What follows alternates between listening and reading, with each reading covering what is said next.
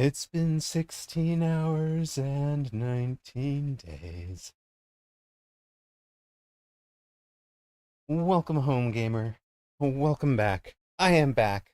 Your voice of Mechabellum is back. I am sorry I was gone so long. I, for those of you that don't aren't members of the guild, don't know, I got struck down with COVID. Been battling it for, I do not believe this, but for 3 weeks. It was 4 days of very, very rough, about 6 days of Paxlovid, and about 10 days so far of waking up half, um, symptomatic in the mornings and exhaustion, a lot of exhaustion, like just taking kiddo out to taking kiddo out to a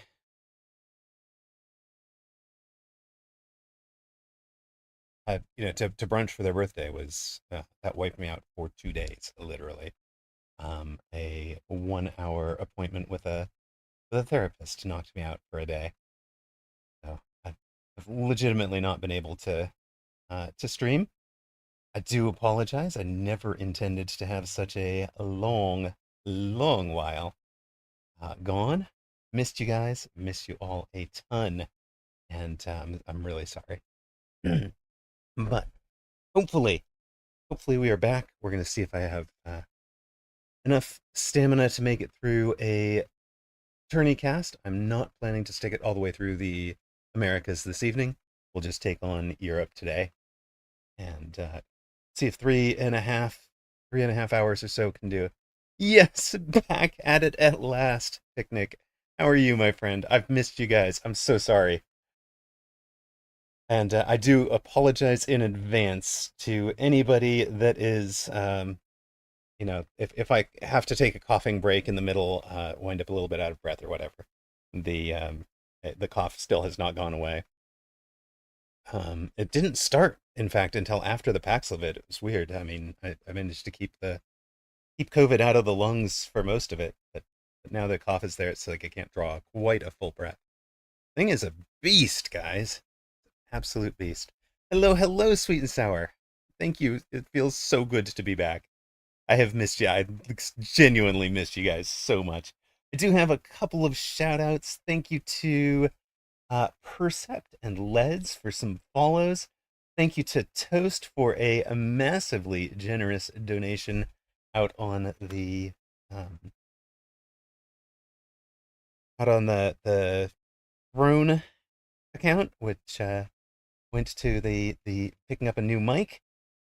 So we may be getting that. And thank you to Anon who picked up um, wall shelves for kiddo, and another Anon who donated to the streaming laptop, gaming laptop for kiddo. So hopefully we can get that up and running soon. Would love to get kiddo their own their own system and all that. We, of course, you guys know what we're here for. You can see the countdown. Maybe I should click into it. We're 3 minutes out from weekend tournament 126, which looks like it'll be featuring Math is Might, Lao, ICAD, Apuchi, AWM, Play Archer, HD Susauer, who is here with us. Shout off Acal, Sunnyside, Sparty, other favorites. Whole bunch of names we know for sure. Of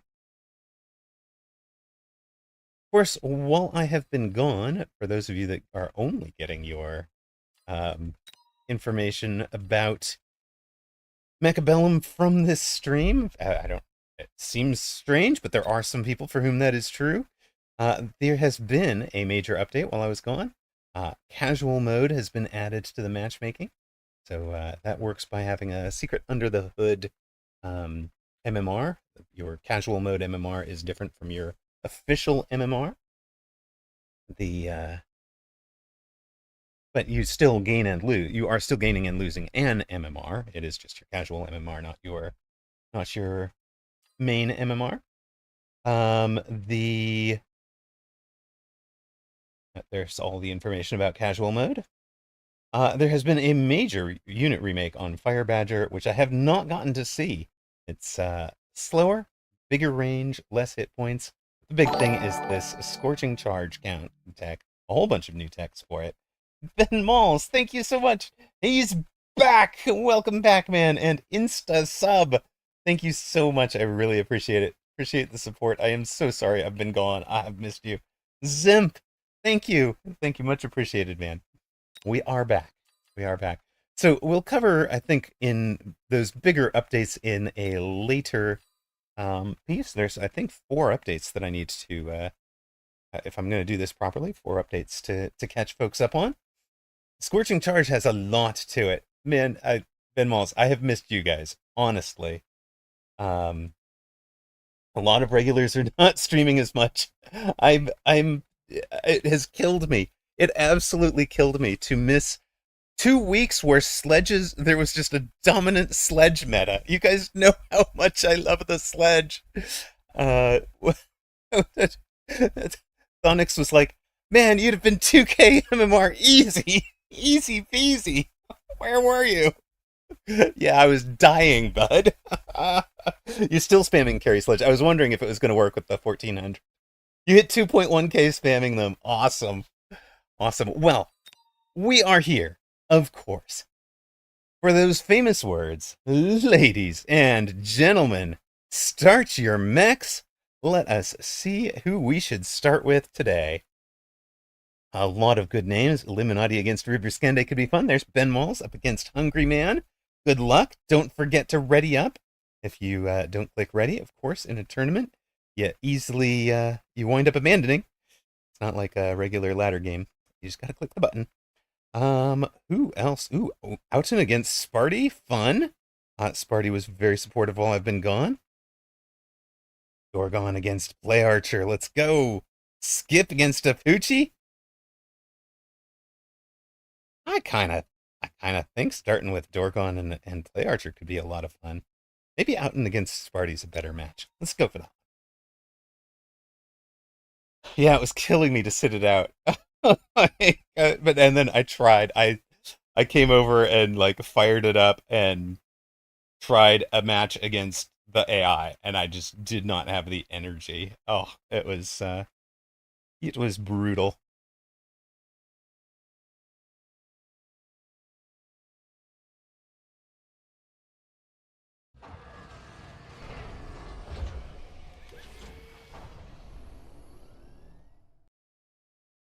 Of course, one of the changes there have been that has taken place while I was gone. There have been a couple new starting configurations added.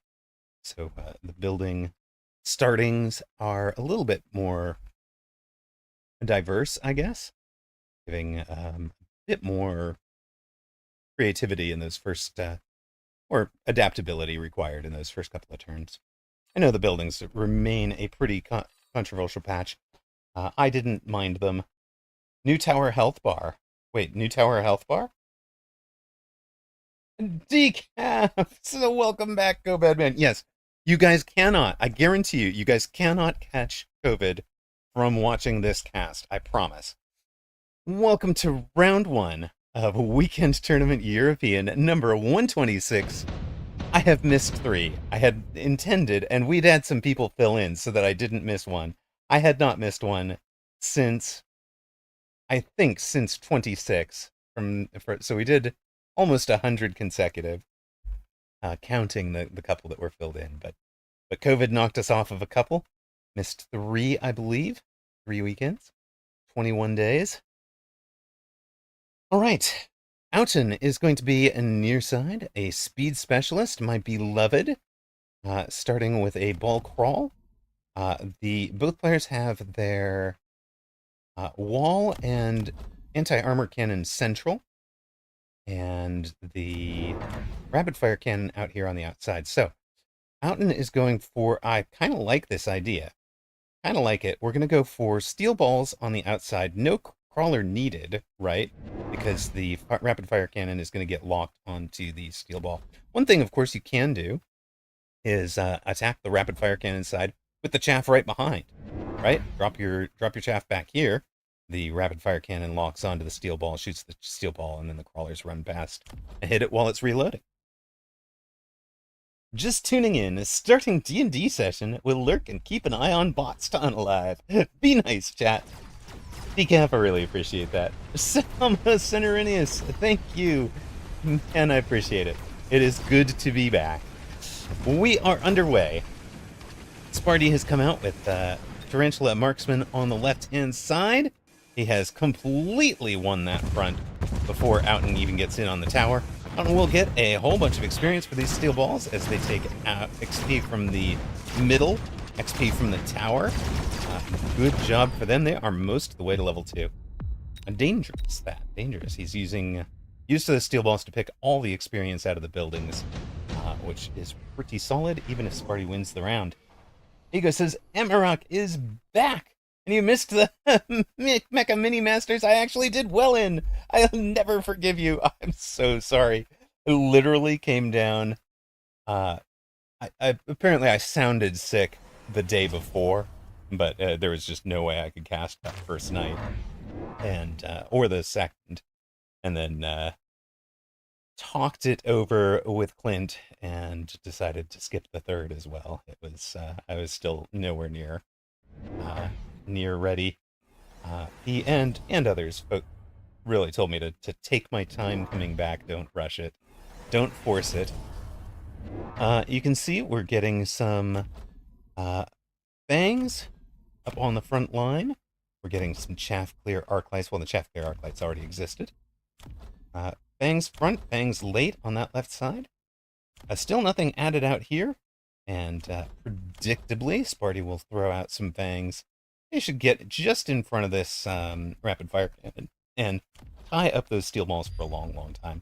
He's also leveled it up to level 2, just in case there was a good answer for the fangs. Outen, a pull crawler on the flank back here.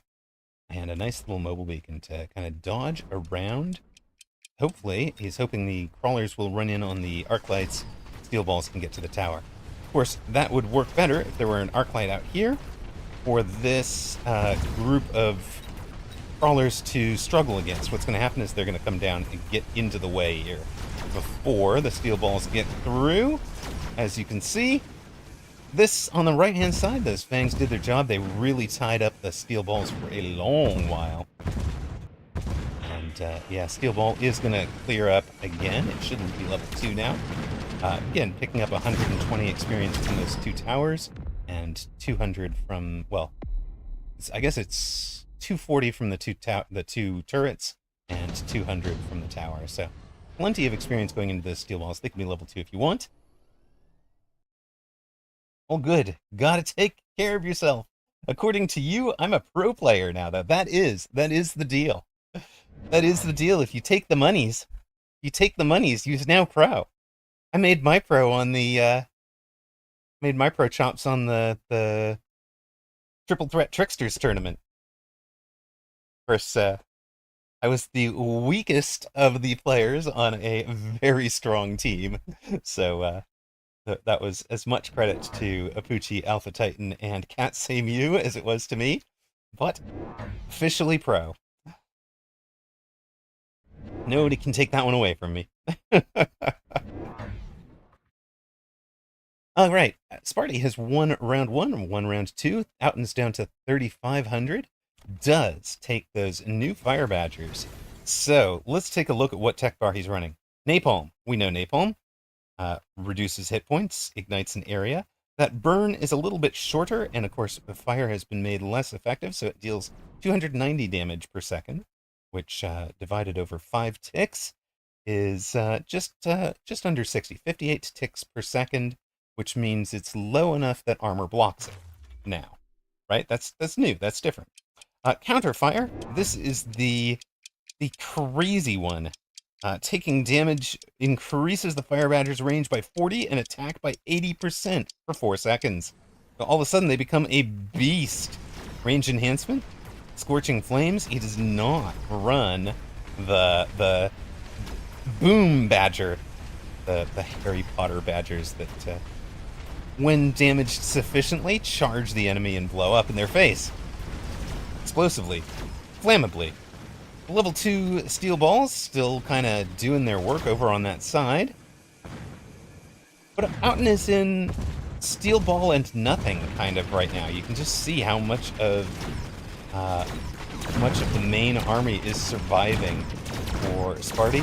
In fact, one of the things that's going lucky for Outen is these tarantulas aren't getting levels yet. That is probably the only good thing going. He's down under 2,600, in a lot of trouble. In a bit of trouble. Rhino for Sparty. 2 double level 1s, by the way. Outen goes for a Raiden. Big air unit. I think the Raiden might have suited Sparty over top of Steel Balls and Fire Badgers, but nope, he's gone for a Rhino in the flank. Flank defense Rhino, to be specific there. Looks like he unlocked Cell and sold the other one. I certainly don't see it anywhere. Outen adding the Raiden straight to the main fight, but he's been losing the main fight, right? He has sold out of the two Arclights. And did I say Raiden would suit what Spartan's needs were? I did, and he's unlocked them. He was an aerial specialist, so the unlock is free. Might as well get the money from selling the Rhinos and bring the Raidens in for free. He's also got additional deployment slots, so it'll be 2 giants. And he added the Mustang last round. What else is going? Outen adds a flank crawler during the summoning in. That should pull these fangs out far enough to defending it that the steel balls should go straight to rapid fire cannon and then to the tower. I like that play. Next round they would charge forward to die on this. Well, even on this round they're going to die on that sentry missile eventually. Oil, we're going to light the oil on fire. There it is. Big fire does, of course, reduce damage. It is one of the big changes, down to 290, which is, not gonna... It's not quite as bad, and of course, that means that a subterranean blitz crawler does much, much better against fire than it used to. He is back. Hello, Cheese. My heresies resulted in divine punishment with illness. Glory to the rock. Thank you, sir. Thank you. Sparty, leaning up. He is the 14th seed in this tourney, down around 35th. Struggling. Really struggling. It was going to be a tough ask for Outen. He is in a bit of trouble. Hasn't won a round yet. 1,400. 1,400 remaining. Oh, and I have not turned off text. I have not put on the tournament border either, have I? I've forgotten how to do all of this. There we go. Let's have a tourney hiding border. Tournament privacy screens. You guys don't know if we're on the last round or not.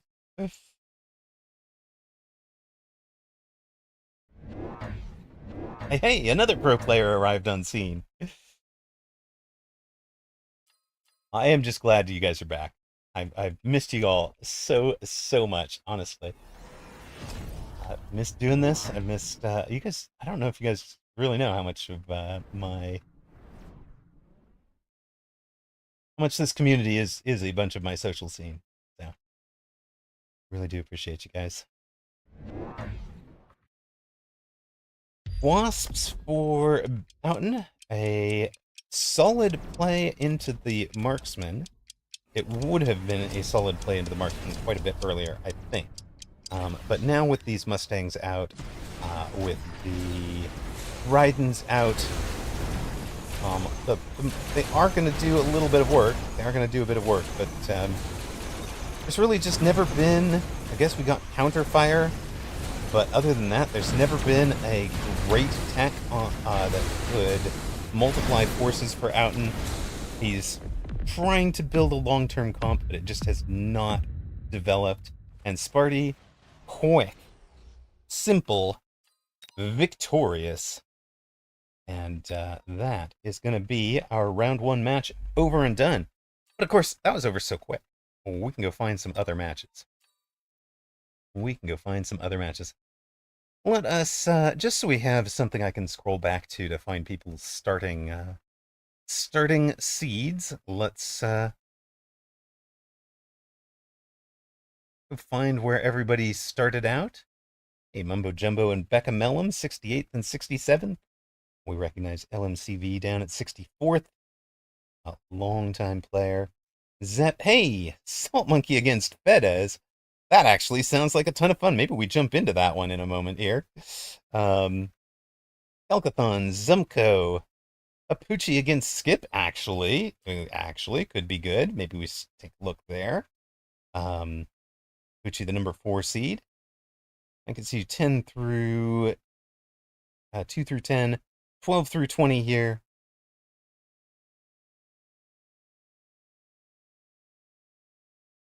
Your top side, A-Cowl has already won. Number 1 seed Mathis Might well ahead of Timegeist.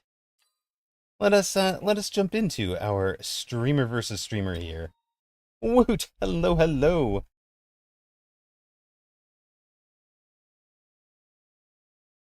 I am happy that forts are back. I am disappointed because I actually think forts were back for a bit. I'm disappointed that I didn't get to be the one that showed everybody how back forts could be. Woot, how have you been, man? I really appreciate the welcome. Abuchi, on your far side here, what have I just done? I've clicked a performance overlay that I don't want. What the heck button was that?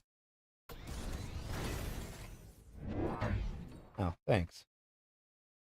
Thanks, NVIDIA. Quick, Google how to get rid of that. Okay, Apucci, however, is a training specialist with advanced power system. So we've got the ability to train at fast sledges. They are ranged, they are mech raged. He doesn't have the full old school carry on them with extra damage. He's got armor and field maintenance instead. For Skip, near side, an amplify specialist. What have we amplified? We've got a Farseer, we've got amplified Mustangs. I actually hate putting an amp core on Mustangs. Although this one has made it to level 3 on the strength of them, so maybe it is working. But they carry other items so well. She's continuing a gift sub. Converted from gift sub to real sub. Thank you so much, Cheese. I appreciate it. Hello, Whooped. Yes, the man returns. And she says, I'm sad you weren't around for MMM, but I'm just glad you're back in the saddle and sounding the missing piece returns. That is going to be tasty experience for Mustangs now as they get in on a level 3 marksman. And Skip getting a win against the defending champ. Apucci adding, I do believe Apucci won weekend tournament number 25. Might have been 26 and 27, but has been winning for 100 weeks of tournaments, as you can see. Congratulations, my friend.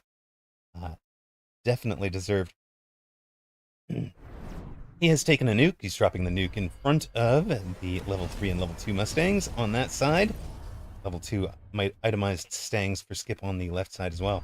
So he's definitely making this Stang with amp core build work. Apucci has something he could use to shut it off. It would cost him $650 to armor those sledges, but that would turn off most of the Mustang damage. Of course, the sledges would still be vulnerable to ranged riding. Apucci has a pull going here. Had established the sledges down in that corner. Now, note he's gone for the 40-40 arrangement, but this corner, that corner crawler is subtly closer than the closest sledge to the very back corner pocket. So if you are going to put the sledge crawler, this is probably the optimal way to do that, with the crawlers 40 meters off the line and available. They will intercept the sentry missile. If you put the crawlers 50 meters away, of course, the sentry missile in that corner can get down and blow up the blow up the sledge. Between the nuke and the surviving units for Apuchi, he's just halved Skip's hit points from 3,800 down to 1,900. Big bada boom! Guess who? Says Amarok! And subscribes at tier 3. A tier 3 sub. Guess who? Thank you so much. Really appreciate it. Subscribe for 6 months, upgrading to tier 3. Thank you. Teddy, welcome back to my favorite Words on Stream streamer. Glad to see you're alright and have beaten the sickness. Aw, brother. Thank you. I have not. Don't make me that. I have not. I completely licked this thing. It is hanging on. I've had the antivirals. It's well controlled, but it is not all the way gone. Basically been waking up in the mornings with symptoms, and then those symptoms tend to last about 10 or 12 hours over the course of the day, and then clear up by evening. It's really weird. Like, if I just rest through the day, they clear up. Obviously, if I go out and about and do things, they don't. Taking kiddo out for their birthday wiped me out for a couple of let's just say a day and a half. My sleep schedule is wrecked, you guys. This thing is just utterly insane. But no, my body has now decided that we don't do 8 hours of sleep a night. We do 2 5.5-hour shifts. Brother, do you mind not having me be awake for 5 hours in the middle of the night? I really don't need that. I know that medieval peasants used to actually sleep that way, but I just don't need to be up for 5 hours in the middle of the night. There's nothing happening. Speaking of nothing happening, it is going terribly for Skip now. I have not gotten into this game enough to tell you exactly what turned. For Apuchi, I guess he added the Mustangs, built out the chaff board a little bit better, anti-air aerial specialization on the marksman. That was the big change. And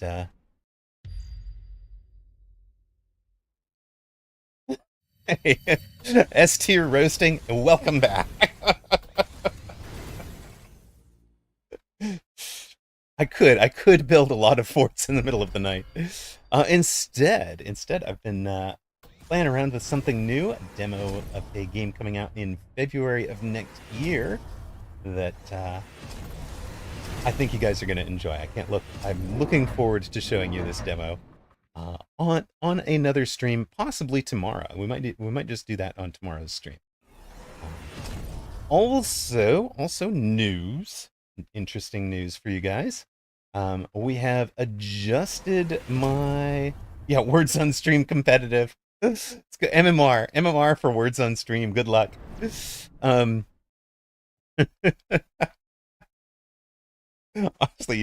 Teddy, I have not even thought about Words on Stream in a month. All right. I'll talk about that more on another time. I don't want to take up Tourney cast time with it. We will get into what that game is and why I enjoy it. Maybe it's not your cup of tea, but I think it could be. Anybody that enjoys the strategic depth.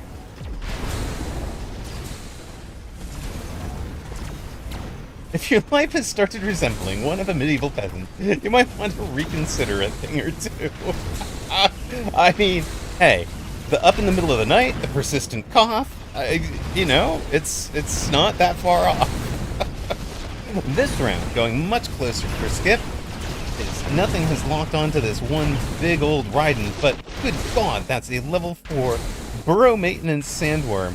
Every time it goes underground, it is healing. Burrow maintenance, I'm glad to see Apuchi running it, because I have thought this turn has been being slept on for a long, long time. Healing 20% of the max health of a sandworm every second while it's underground. That is an insane amount. Oh, geez. I mean, any liberal in the United States has had a persistent feeling of dread. That's just like a given, right? Sorry, no politics. My bad. My bad. Hmm. But no, this tech is amazing, and it's fun to see a Poochie running it.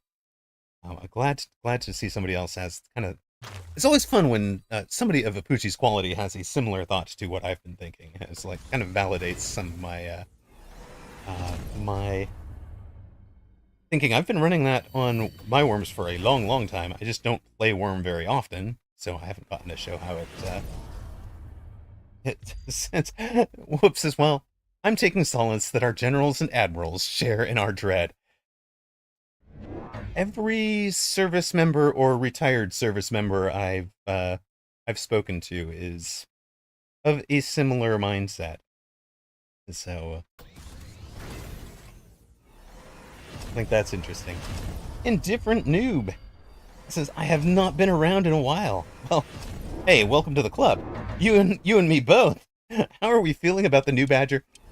I have to confess, I have not yet played a match with the new Badger.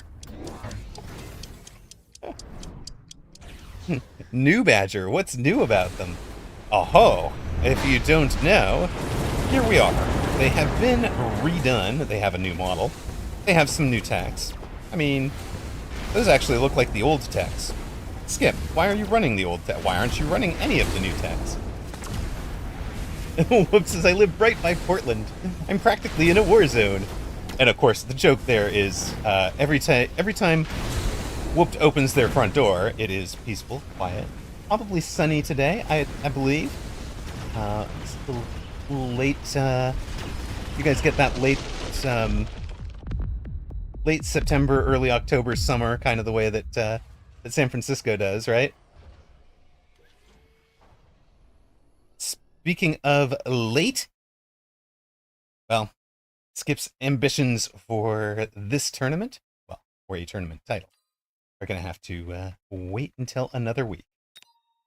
Yesterday was 68 and sunny. Today's a little chilly, but not bad. Yeah, exactly. All right, there we are. Oh, I still need to Google how to get rid of this stupid performance overlay. Oh, Alt R. Okay, Alt R. Go away. Thank you. Right. Let's take a look around the room for a moment. Math is Might with the win against Timegeist. He's your number 1 seed. Huge Poner with an upset over number 3 ICAD.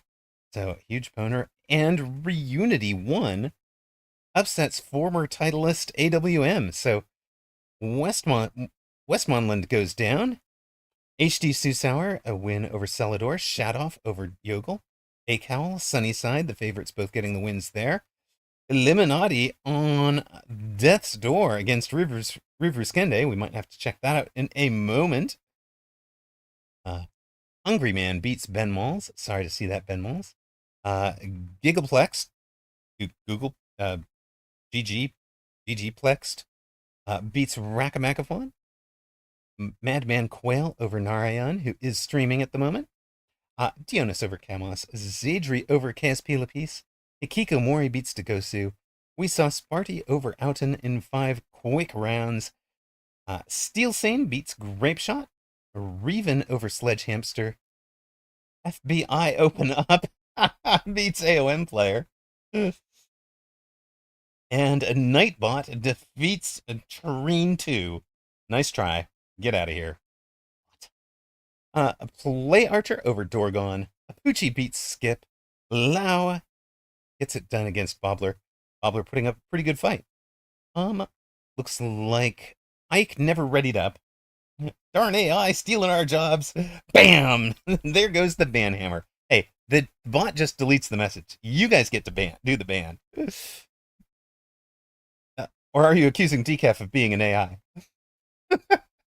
Rocky Heart squeaks past Edikar. Calcathon had a non-ready up opponent. Jinko Tayo with a win. Salt Monkey gets past Fedez in round 1. Congrats, Zach. Let's go. Dang it, I missed my chance, says Whooped. Well, appreciate you guys. I do appreciate you being here. Really, really nice to have 2 mods back so quickly after we start up a stream with no notice, guys. And he's playing D&D. These guys had no notice. Okay, I didn't let anybody know I was going to start. I've literally been day to day about whether I'm going to start streaming every day for the last 10 days. It's been like, okay, well, if I wake up and I'm not symptomatic in the morning, I'm gonna go for it. If I am, then I'm gonna. And I finally decided today that I was just gonna screw that rule and jump in anyway.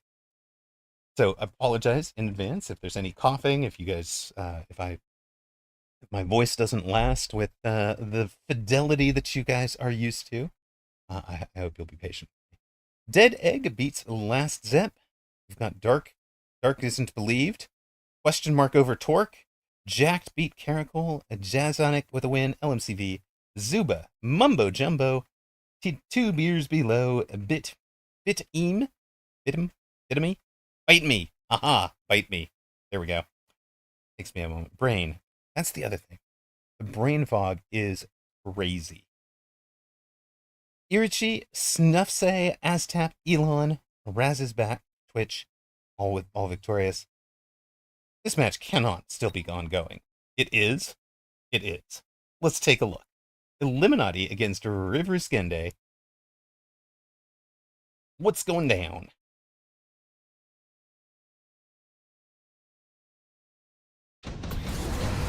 And we should switch over so that I am seeing YouTube chat.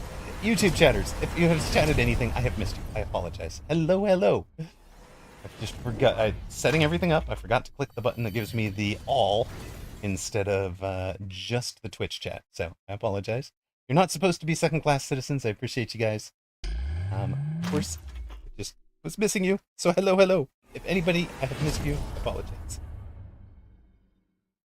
And there is, we are just about 400 followers away from hitting the ability to monetize YouTube, which, of course, will give us quite a bit more to emphasis to it. Every viewer helps. Appreciate you guys. Here, 106 to 119. So Illuminati has been on 106 hit points for probably 7 rounds.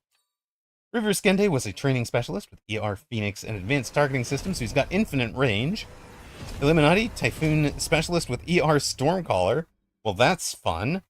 ER Stormcallers with high explosive ammo on them, but it looks like he's been selling out of them. He's also in anti-air barrage, so you might see multiple AA devices, but I don't see any AA devices from River Skende. That's what my play would have been, to try and anti-missile some of those AA missiles from Illuminati. Instead, we are seeing a whole bunch of forts. Fort is back. Big stompy fort. He's running launcher overload. No range, no efficient, or no elite marksman. The range double tap anti-air marksmen are also contributing, getting it done. Maybe that's why River Skende did not invest in anti-AA barrage missiles.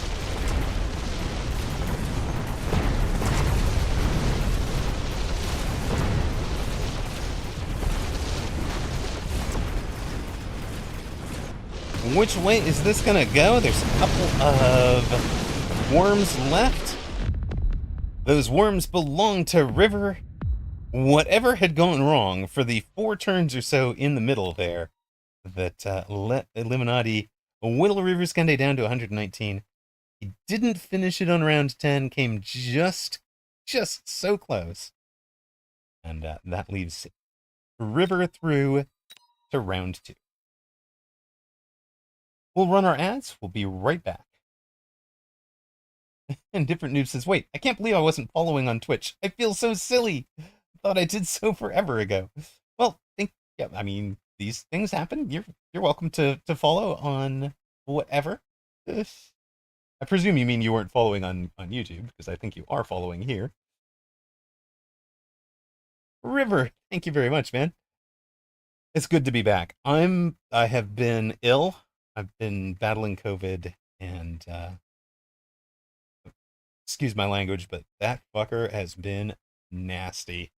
Um, 4 days where I literally, it was out of breath. I got out of breath walking from my bed to my ensuite bathroom, like just ridiculous.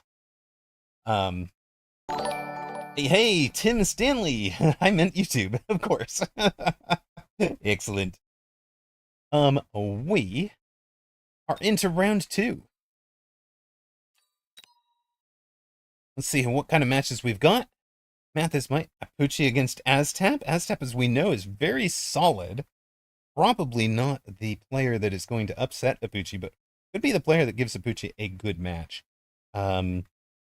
Steel Sane against Zuba. What else do we have here?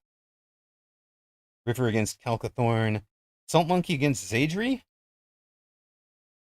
LMCV against Sunnyside. You know what? You know what? Let's give Zach some airtime. Hackminix says, what the heck? New stream, who dis? New streamer, who dis? Exactly. Exactly. Leds, thank you, says, there he is. Leds is, I don't know how you found me, but followed us just 4 days ago after, what the heck, 20 some odd days of inactivity. Thank you very much for the follow. I don't know how you found me, but I appreciate it. And welcome in. We are in the middle of a shoutcast for game. Hackmanic says, if I hadn't been so sick the last 10 days, I might have been more upset at your absence. No, that's the time the it's a former words on stream streamer trying out a new game. Exactly. Yeah, we're about 4,800 hours into trying this one out. I'm pretty close to deciding whether or not to recommend it. just a couple more games. I'll be fine. We are at Shoutcasting, the weekend tournament EU number 126, open tournament open to all players, but it's going to go most likely to one of the pro players. Who we've got about 10 to 12 of the pro players are in it, even though it is a amateur tournament. There's no cash prize. One of the in-game tournaments. All jokes aside, I'm glad you're feeling better. Heck, Bennett, honestly, we're 45 minutes into a stream, and casting one match is tired. It's fatigued me. I can actually feel it. So, my plan for the day is to stream just one tournament. We're gonna do EU only. I'm probably not gonna play. But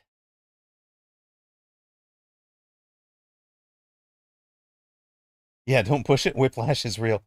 Yeah, I mean, I know I said earlier in the stream, I have been weak. It's been taking kiddo out to brunch for their birthday, wiped me out for a day and a half, and a 1 hour video conference with a therapist was. I mean, now therapy's probably a little bit more emotionally involving than streaming, but it wore me out for the whole entirety of the day. Here we've got one of my good friends and one of our moderators and one of the longtime supporters for this channel, Salt Monkey. You guys will know him here as Salt Monkey is Zach. We are casting a bet just so he knows we're here. Just so he knows we're back. Of course, that might give him a bit of pressure feeling. I apologize. I know you're not favored in this one. Zadri is, I guess, around the original 20th seed or so. And Zadri is a channel regular, yeah. But and Zach is the one who puts together, how to describe this. he put together the coalition of three, me, Zach, and Mr. John Thursday, who bought the gaming PC that we've been on that has let me do this for the last 2 years. Anybody who remembers, any of the old timers who remember what the stream looked like before that, yeah, it was grim. We were getting one slide at a time. One frame at a time. Slideshow mode Mechabellum. But I will forever be grateful to Zach for everything he's done. He's also the one that came up with the channel art. Helped me develop that with some art skills. Love that. I love that. I really appreciate it. He is going to be near side. Has taken the steel balls. You've also got Hound, that new Fire Badger. Sagery's also taken the steel balls. So Zach is in Steel Ball Stang. Steel Ball Stang from deep. I'm kind of loving it. And I knew he had told me he'd been loving Void Eyes. So I suspect we're going to see a line of carry Void Eye here. With full range, suppression, charge shot, and energy shield. No flying. Just going to sit back and go.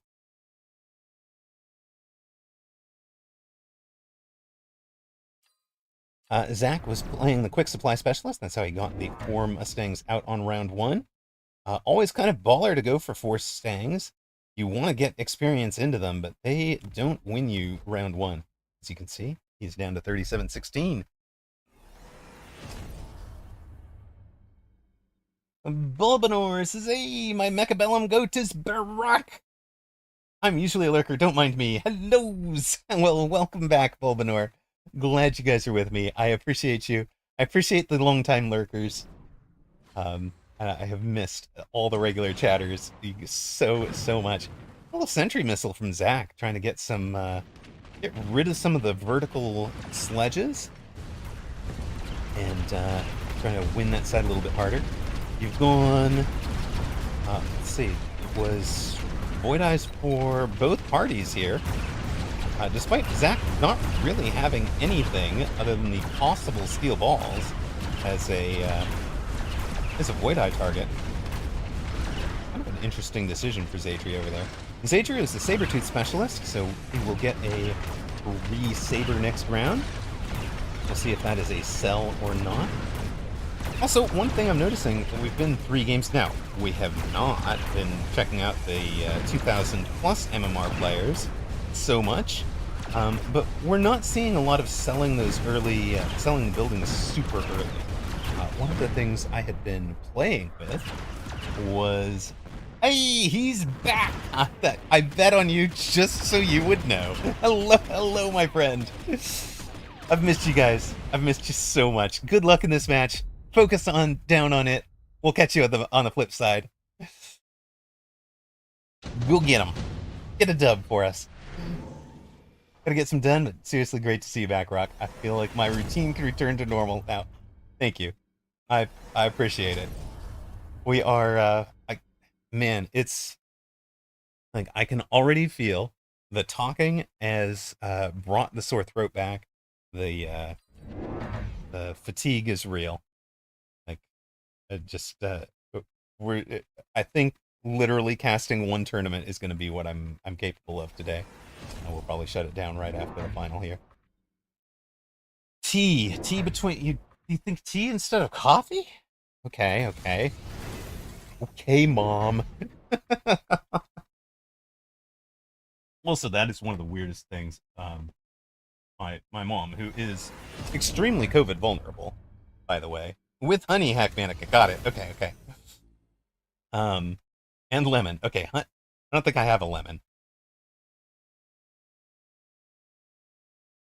I don't think I have a lemon.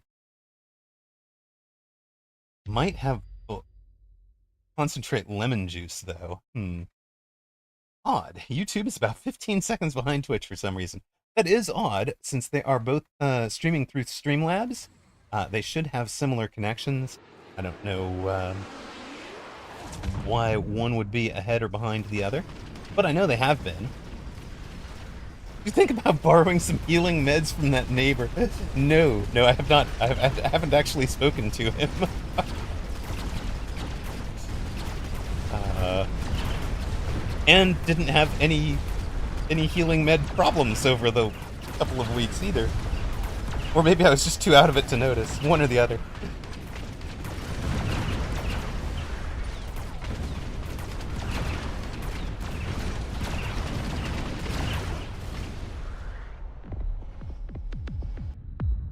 No! Zadri wins rounds 1, 2, and 3. Zach down to 2,800. Now, at one point, I had a halfway decent skill for identifying the game that was going to go long. So far, I've picked one 5-rounder and one that's looking like it. Not so good. It's good. Photon coating for Zach. Interesting. I'll see what he puts that on. I'd imagine the steel ball. No, he sold the steel ball last round. So, oh, it's going on Scorpion. We are in Scorpstang. All right. Scorpstang can definitely get the dub. Better for your health? Okay. Zadri dropping an electromagnetic impact on one of the Mustangs. That's about all he can hit. You could have done a little bit interesting with placing it here-ish to try and slow half of these crawlers, split up this crawler pack so they're easier to clean up. Hackmanic says, whooped, whooped. Do you see what I see? Scorpion! Let's go, Scorp Gang.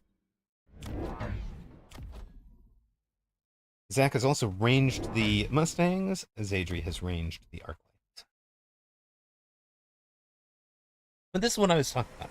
The not selling out of the early cannon action. Like, watch this anti-armor cannon. Just as the fight nears the end, take a look at how many shots it's actually taking.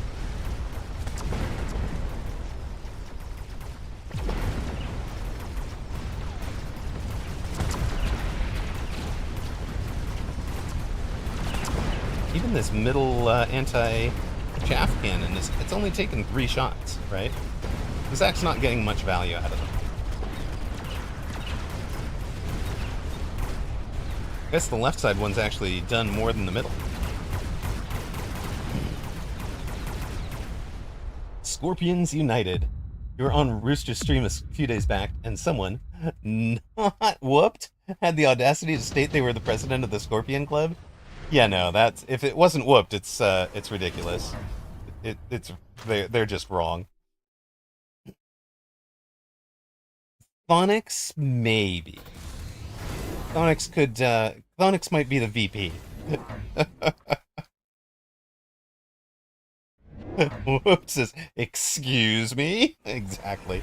Alright, we've gone to Scorpion, range on the Scorpions.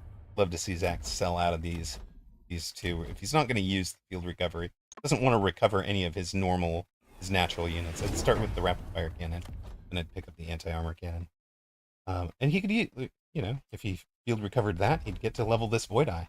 If he's going to carry Void Eye, that'd be big for him.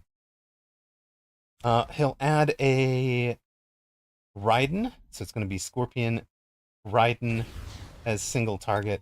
Mustangs are up to level 2 here. For some reason, we have one marksman over here instead of a Void Eye pack. That confuses me a bit.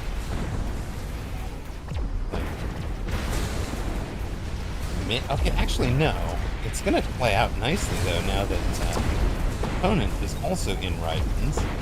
Zach is going to need to sell the Void Eyes to get into AA Marksman, I think. So, we'll see. We'll see. For now, the Mustangs should handle the Raidens, even though they have range. But Raiden with Chain can be really, really devastating against Mustang. I've seen that at higher levels. Zadri is not running Chain, he's running Fork, and still has ionization in the bar. Onyx loves Scorpions, Ego likes them too, and so does Zach. I've just never been great with them, but you guys know we've had a halfway decent win rate with them, so maybe I should play them more.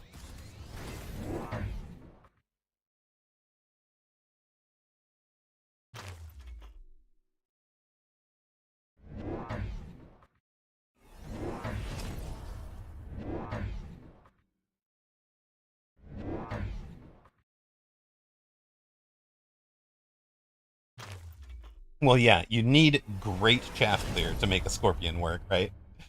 So,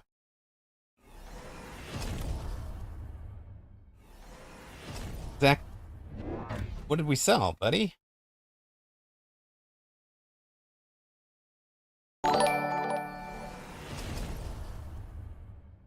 Oh, we sold the Raiden for 400 rather than the Void Eyes. Add 2 level 1 marksmen. At this point, with giants on the board, I'd be elite recruiting those. So that would be my suggestion. He mass recruited instead of eliting to get, I think, 1 more chaff on the board. But I do think this is a spot where you want, where we wanted to elite recruit the marksmen to really do enough damage on these fellas. The Mustangs have been steadily leveling. We've got level 2, level 3, level 2 over here with the improved firepower control. And interesting that he put it on that one instead of the level 3 Mustang. Level 3 Mustang in the middle, maybe he's thinking it's doing enough damage already. But it's usual to upgrade, put the firepower on your strongest Mustang. Highest level, if you will. Might as well increase the damage. It's not like you're gonna overkill more. Just kill the thing faster and move to the next thing faster. So a little bit of just a couple of little maybe inefficiencies in Zach's game. I don't know how much he's been playing the last 3 weeks, because I haven't been here. Fab4, thank you so much. Subscribes for 10 months. You're 1 sub. Really appreciate it, my friend. How have you been?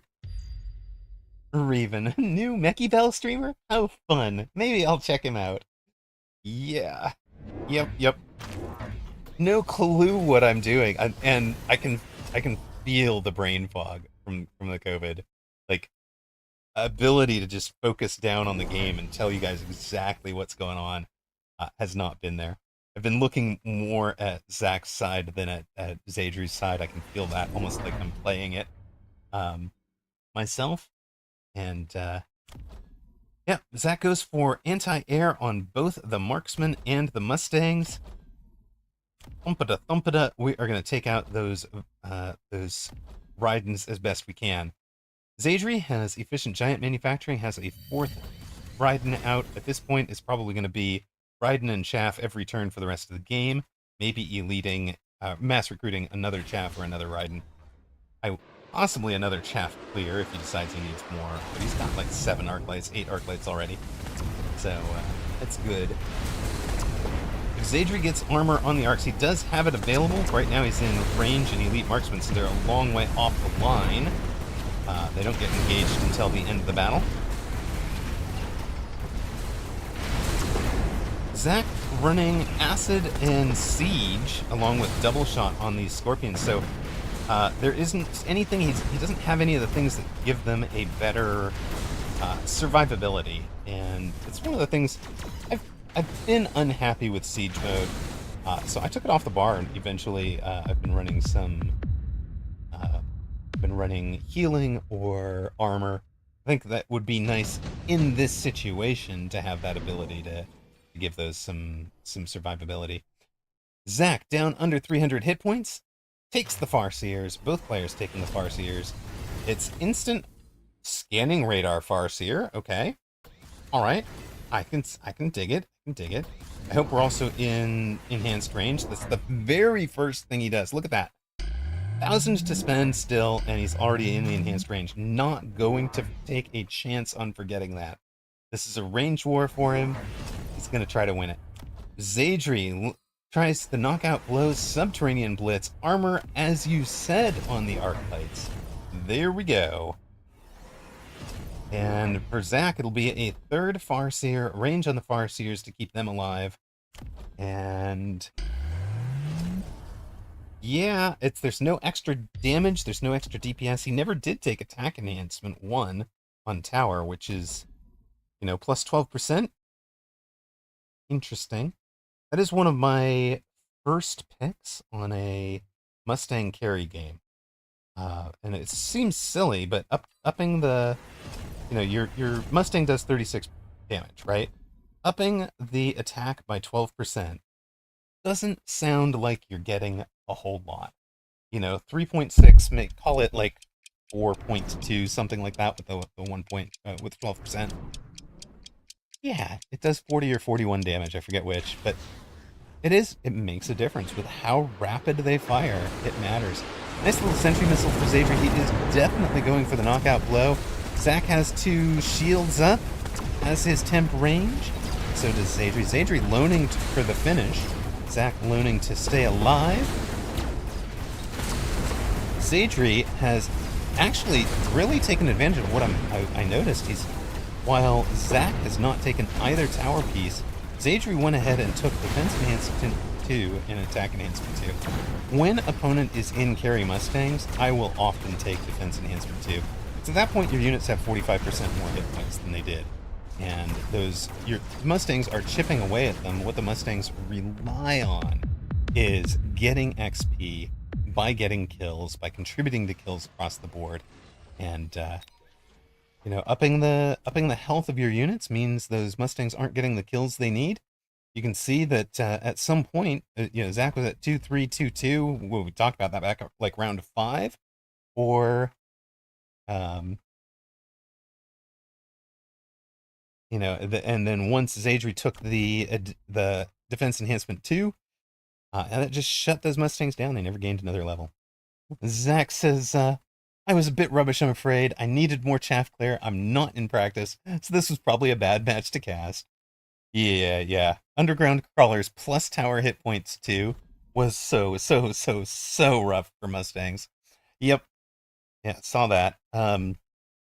Comments I'd make for this one, Zach, take a look at how few shots these two were taking early in the battle.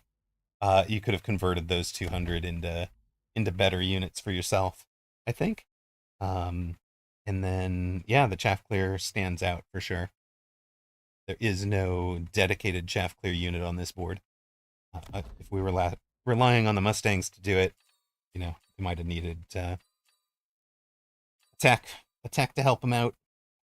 And of course, they really needed probably attack enhancement too, honestly. Zadri, strong player. Of course, we know that the round 2 matchups are mismatches, and Zach was 300 MMR underdog. Let's see how the other favorites have done. Math is Might, Apucci, HD Susauer, Shadoff, Steel Sane. Relatively easy victories. Math is Might was challenged, so nicely done by Raz's back.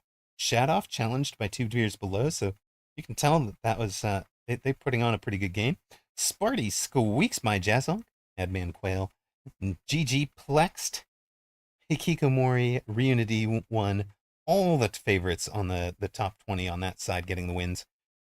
Our poorly named Huge Poner gets a win over Mozgadum at the midpoint of the match. Midpoint of the matchups. River Skende here on this side, the favorites are on the right. River Skende, Zadri, Dionys, Hungry Man, Sunnyside. You can see just favorite, all down the line. A Cowl, FBI Open Up, Play Archer, and number 2 seed Lao. So victories for the favorites all through round 2. No big upsets. Further on down, AWM, KSP Lapis, Merle's Tagalect. These are strong players who had first round losses and are picking up a W on round 2. Skip similarly played Apucci pretty darn well, and comes back with a win against Dorgon, who is no slouch either. I must feel bad for this situation where you're like, I played through one match of this tournament, waited while some slowpoke finished up their match, and then my opponent didn't ready up. The worst of feelings. So wouldn't be surprised if Dark or Caracal has abandoned after that as well, despite getting the win. Edakar is also may have abandoned after that. All right. Apucci is your current number 1. Dorgon, hello, hello. Oh, what is the number in the brackets meaning? Oh, good question, Belmanor. Dorgon, I have missed you guys too, man. I'm so sorry I've been gone. I was not planning to be gone so long. I was like, I'll take 2 or 3 days. I'll be back. It'll be fine. It was not fine. Narrator says. It's still not. It's still not fine, honestly. But at least we're not. You know. Yeah. But my mom is elderly, vulnerable to COVID, and came over and gave me gave me gave me a whole bunch of soup. Yes, forgot the question. Brain fog. I'm telling you, River. It's fine. Starts dying. So here is what those numbers in brackets are. They are the divisions. 101 is a French language first, but it is also the catch-all. Any language is welcome in the 101. So if you're native Japanese, Polish, Korean, that is the place to go. 201 is Mandarin speaking. So that is the China region. 301, primarily German. Uh, Technically considered the European region, although there are a lot of Europeans in the 101 and 501 as well. But if you are a German native, that's the region for you. 401, Russian language. Not as deeply populated, I think, as the 201, 301, 501 are. The 101 and 401 are a little bit more sparsely populated. So if you're just hunting for a uh, spot on a regional leaderboard, those would be the divisions to go for. 501, the English language channel, which is many European players, but also New Zealand, Australia, English speakers from all over the world, Canada, the United States, England, and Europe proper.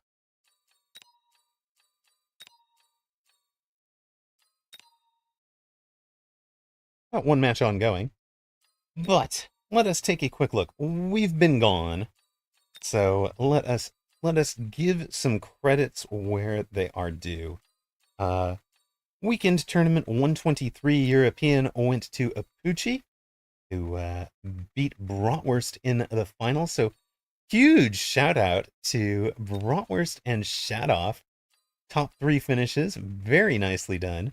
Merle's Togglelicht had a really strong run that one as well. And congratulations to Apuchi.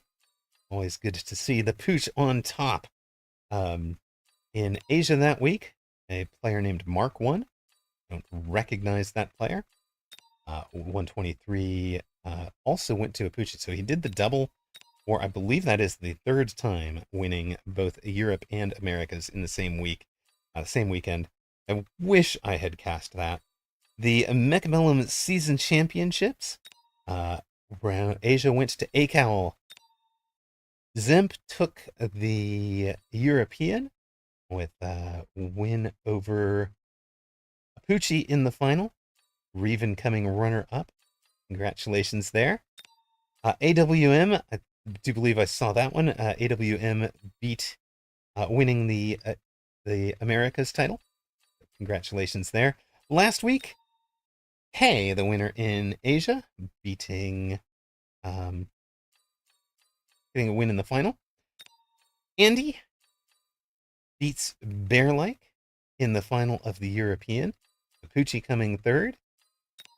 And Apuchi reclaimed that title. So Apuchi winning 3 of the last 6 European and American tournaments. This time getting a win over that fellow in the finals. Dachshund coming third. So Chainmail on top. Asia this morning went to Kick, who beat HD Susauer in a final that's as close as you could possibly ask for. Congratulations to you both. Lots of fun.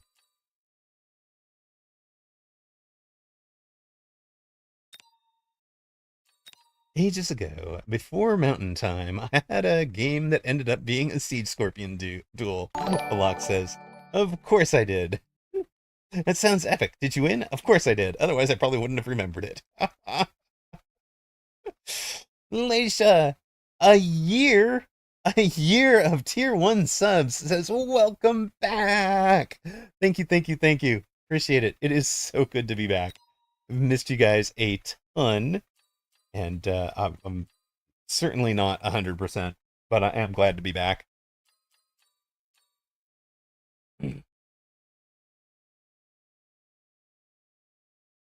And there's Zach, 20 months. Show off? But thank you, thank you. Much appreciated. Resubbed with Prime.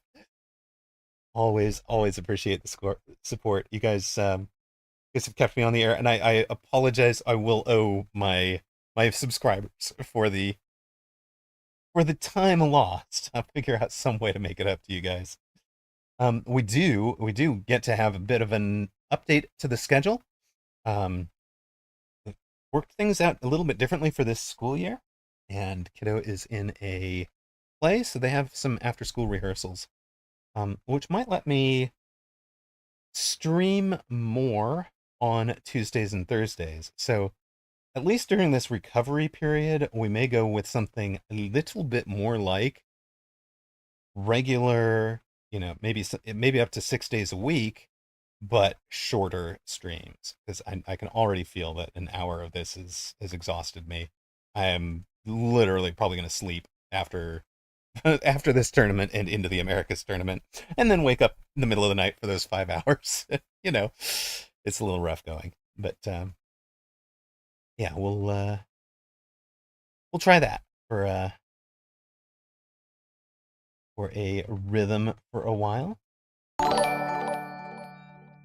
See how that goes. Twitch doing the thing where, what? You're not going to let me run an ad? But you claim that there's a ad coming. Wait, no. One screen thinks there's an ad coming. One screen does not. Neither of them will let me... Wait. The one that thinks an ad is coming won't let me run an ad. The one that thinks the ad has already been delayed will let me run an ad. You guys are in Twitch. This is just broken. We're going to run a 2-minute ad. For those of you that see them, the whole point there is just to prevent you from seeing one when there's actual match action happening. You should be back well in time before round 3 starts. You guys have a chain going with Justin Ivans thinking, hey, you're back. Reminds me to drop this off. Prime sub for 4 months. Starting a hype train. Much appreciated, sir. Thank you for dropping by. Thank you for the sub. You guys have kept me on the air. I would never have kept doing this without the early subscribers, without the many generous gift subscribers, and we will probably have to throw down some we'll probably throw down some discounted gift subs on a day when we've got just expect a couple of discount days coming if you are the type to do the gift subs. Right, we are into round 3. Lau, your number 1 seed, is going to face Huge Poner, who has those upsets. Shadoff against Hikikomori, Zadri on against Dionys now. HD Susauer against Steel Sane. There's a classic, 2 former champions. Sparty taking on Play Archer could be really good. Riv Ruskente up against Apuchi. Yikes.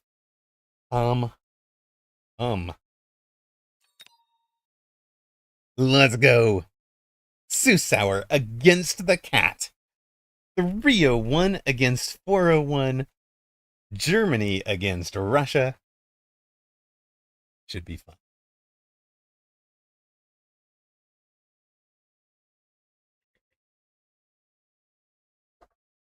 Actually, I wonder if that schedule will work. Nice. It might actually leave me editing time, right? Like if I did shorter streams more frequently and then used the remaining time for editing instead of trying to grind out 8-hour streams, then leave me like exhausted and not willing to edit stuff for YouTube. That could work. It could work. Let me know what you think. Speaking of brain farts and all of that, we haven't put up a prediction all day.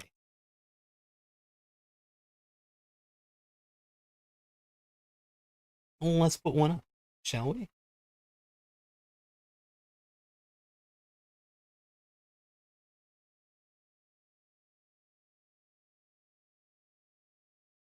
I know some of you degenerates out there loves the gamba. There you go. Get him in. HD Susauer against Steel Sane round 3 of this tournament. Make your prediction now. Also, 1 minute left on that hype train. I think it needs a bit cheer or something else to actually get completed. It's on 93%.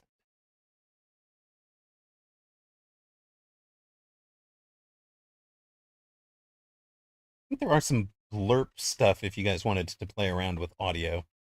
I tried to add. I don't even remember where I left off on that, but I think we left blurb audio for you guys to play with on bits.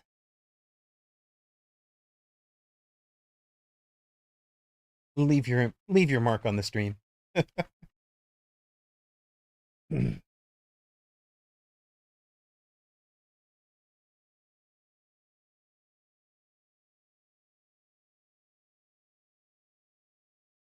Welcome back. Those of you that saw ads, you're just in time. Welcome to round 3 of a weekend tournament European number 126. HD Susauer against Steel Sane. Former champions, both. Susauer currently wearing the runner-up from Asia this morning. Near side, a marksman specialist with a steel ball arclight opening. Steel Sane far side, supply, sabers and arcs. We'll see how two of the veteran long timers are doing. Looks like HD Susauer. Well, we know HD Susauer moves everything off of the helipad. And one of his just habits, I guess. See where he places stuff. Steel Sane setting up on the left. So we've got this kind of unique board formation where you have the anti-armor cannon on, diagonal from each other, and then defensive wall in front of rapid fire cannon. So a nice little chaff clear to take care of any crawlers. And you can kind of tell from that, like the spot to attack is your the other guy's anti-armor cannon, because it's going to be terrible at cleaning up chaff. Susauer is going for a very symmetrical formation, ignores the asymmetry of the initial board, just setting up standard. Steel Sane came off completely asymmetrical, but asymmetrical from standard. As you guys may remember, even before buildings existed, I was having a really nice win rate with asymmetrical from standard. It seems counterintuitive. There's certainly an how to describe it, a tendency, the brain likes nice patterns, so we might like to make these nice symmetrical boards. But you saw how effective it was for Sparty in that round 1 match to just grind out 5 rounds and done with an asymmetrical standard board, right? In fact, I think the board against Zach was similar, a bit asymmetrical from standard. For Steel Sane, he's full committed to it, just left this side wide open. Adding a pair of fangs now. Fang behind tower deep. Now, all of this is pullable. This formation is old. It's old from before people really spent a lot of time doing the flank pulls. So to me, what this one's asking for is a flank arclight crawler. I mean, the old school answer to this was crawler, phoenix, arclight, 1, 2, 3. Sentry missile can only hit either air or ground, so it can't hit the phoenix. The arclight in the back sits back and takes out all the crawlers. The phoenix takes out whatever's big. It was just like, it's a 400 investment, but it takes more than 400 to beat. if you know what I mean. Um, Steel Saint took your Wasp Swarm, plays it back right. HT Susauer also added fangs. You can see he's got these horizontal crawlers, vertical fangs behind. Perfect for stopping something like this. I guess both of them have gone for. We'll have a bunch of fangs to answer the Wasp Swarm. Susauer's Wasp Swarm running, chasing crawlers while getting shot by fangs. So that is beautiful positioning from uh, Steel Sane from the Russian.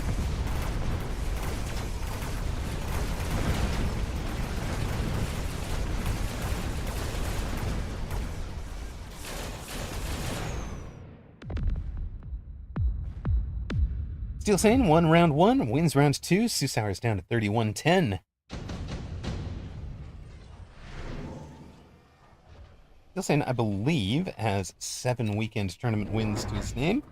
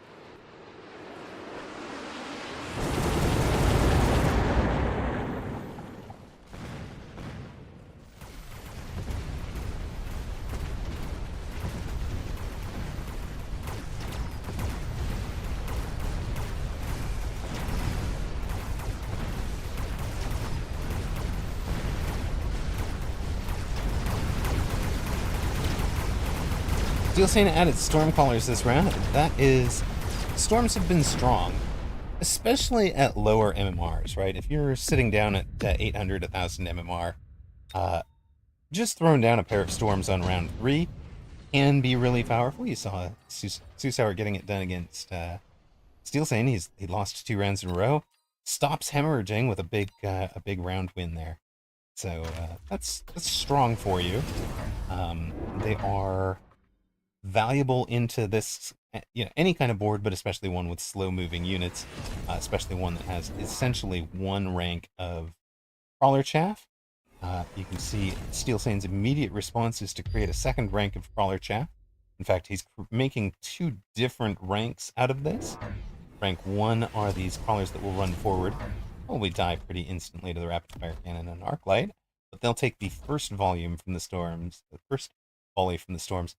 The second group is going to be running within the mobile beacon, taking the 2nd volley of Stormcaller shots before the 3rd volley arrives. He's also adding some Phantom Rays, so let's take a look. Level 3 Phantom Ray, 2 level 1s. He's got Energy Shield, Range Enhancement, Sticky Oil Bomb, and Burst Mode. HD Susauer, triple recruited, I believe. No, double recruited. Elite recruited. I saw the triple. Okay. Elite triple recruited marksmen. There they are, 1, 2, and 3. To go with the level 3 marksman. Turns out to be great into those Phantom Rays. He definitely needed them to be level 2. Level 1s were not going to cut it. So, I've talked about struggling with marksmen myself. And, at 800 MMR, maybe you can slap down level 1 marksmen and just trust that they're going to level up because the opponents don't play enough chaff to really gunk up the works. But, at our level, it's tough to get marksmen to pop off. So HG Susauer willing to elite mass recruit them on round 4 behind the Stormcallers, very much calling the idea that Steel Sane was going to go to something aerial since he had just played the Stormcallers. So now he's in ranged Arclights, ranged Marksman, pair of Storms. He sells out of those steel balls to go a double shot on the Marksman, not even running anti-air on the bar, right? So I'm not going to specialize in shooting air. I'm going to shoot whatever the front thing is. I'm just going to shoot it hard enough to, to kill it. Because they are leveled already. And Double shot essentially makes a level 2 hit like a level 4. And we've already leveled one of them up to level 3. Goodness. This guy brought in at level 1. So he's the weak sister. See if he can level up a little bit.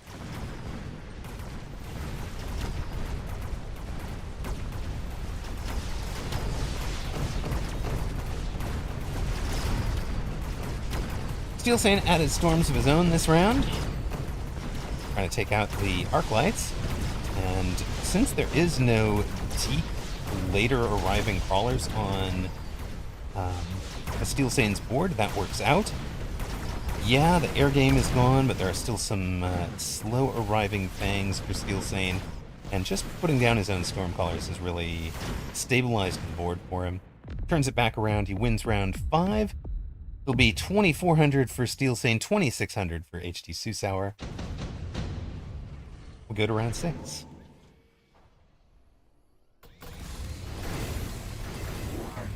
You know, I did not ask, but if anybody out there, how is sound? How is volume? I know my voice is probably going. I can already feel it going gravelly and raspy. But how's the volume levels relative to the game? Also, whoever winds up in the spoiler role, if you can do me a big favor, win your match so that we wind up with the balance is fine, speaker-wise. Okay, thank you. Appreciate that, guys. Thanks for letting me know. Whoever winds up in the spoiler role, do me a personal favor, win your match to make this a 6-rounder instead of a 7-round tournament. I'd appreciate that. I'm not sure we're going to make it 7 here. Scam Diva, hello, welcome back. Long time no see. How goes it? It has been slow going, my friend. For those that don't follow on the the guild Discord, I've been very ill with COVID. Had about 4 days that were, I was as weak as a kitten. Getting up, staggering to the ensuite was enough to leave me heart pounding, breathless, right? Like fatigued, like you would not believe. Full course of antivirals, back to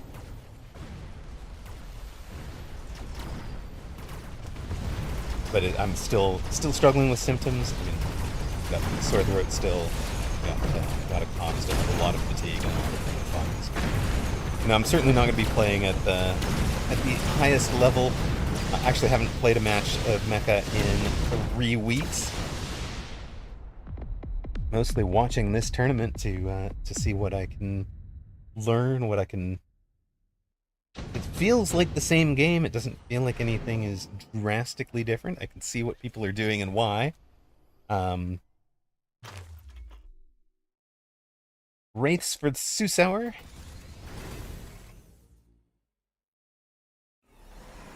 Yeah, you're. Thank you. Appreciate it.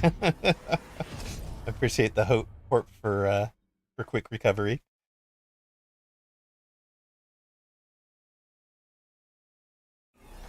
It's been almost 3 weeks. No, it's over 3 weeks now.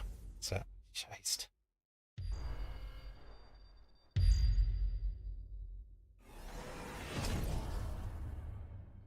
What do we have?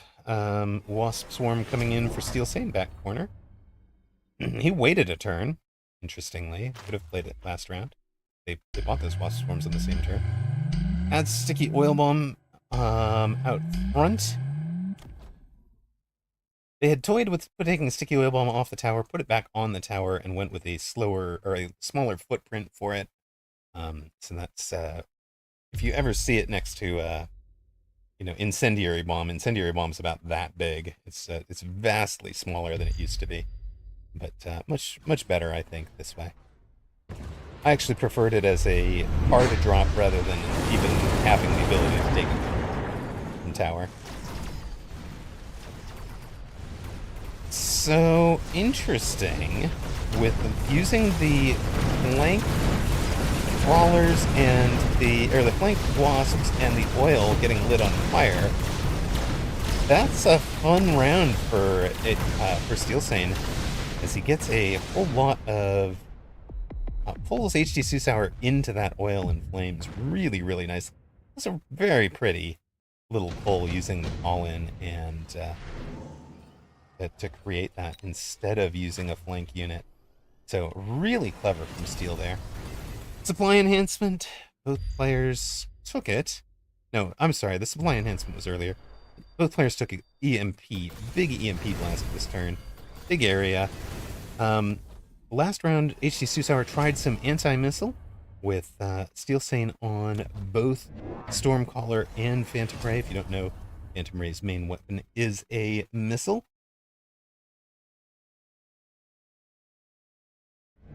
Scamdybus says, yeah, of course Scorpions are solid this patch. They're the only unit that one-shots crawlers now. Well, they'll soon be the only unit that one-shots crawlers. Lol. Love it.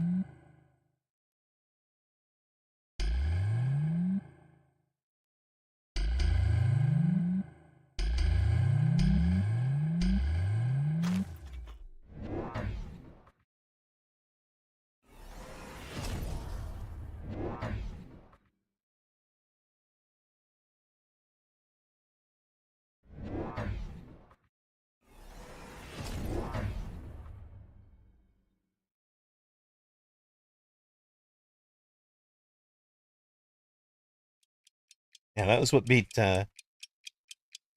Zach for sure, right? Subterranean Blitz plus defense enhancement too. It's a really solid play from Zadri. All right. On. Anti-missiles on both sides this turn. Steel, I think, going for the knockout here. He's got 5 shields to 4 for HT Susauer. It'll be slow going. Susauer has picked up a whole bunch of Mustangs to answer, I think, the Wasps. He's gonna get it done. And that's a bunch of those anti-missiles and shields go down for Steel Sane.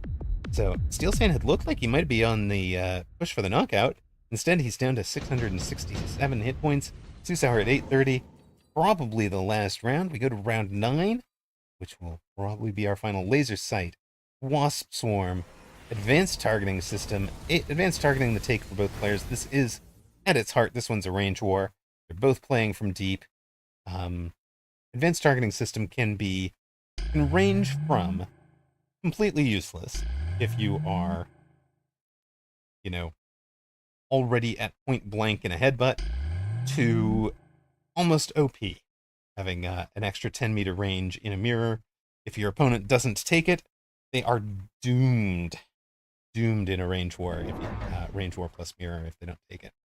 So interesting. I love a card that is that situational, that's that well balanced. 10 meters of range does not sound like it's going to be that much, but you can play with that on the testing ground and find out. If you play with that in the testing ground, let me rephrase. If you play with that in the testing grounds, you will figure out how absolutely overpowered it can be in certain situations. It ranges from skip, way too expensive for what I'd get, to absolute must take, I'd pay everything.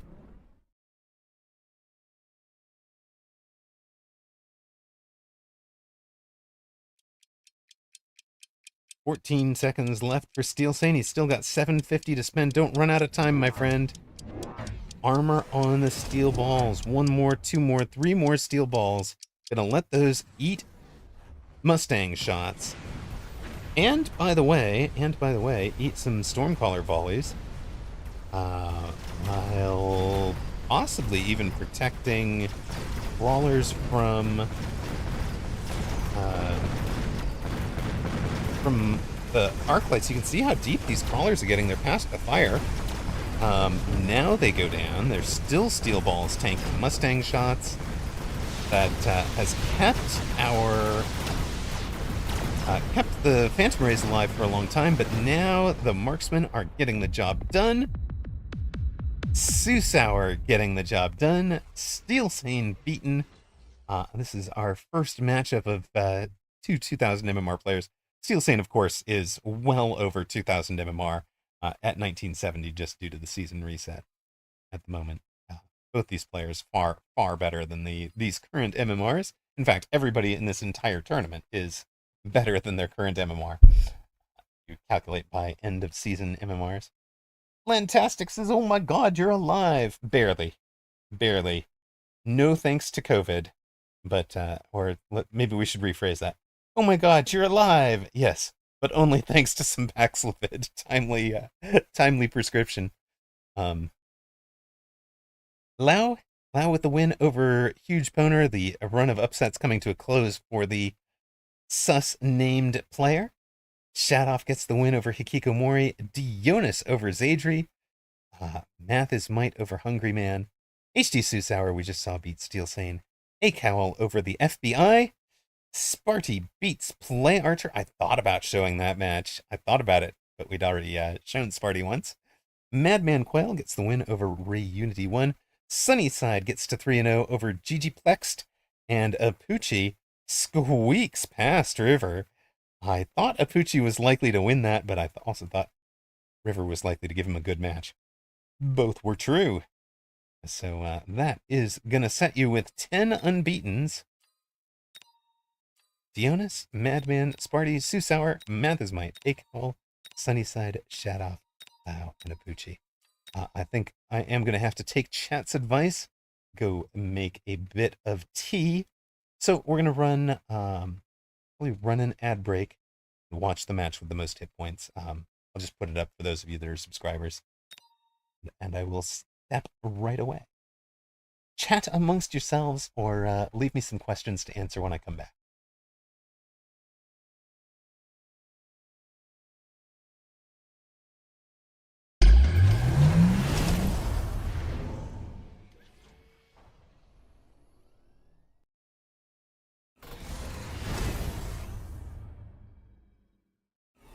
Carla, my friend, not well, honestly.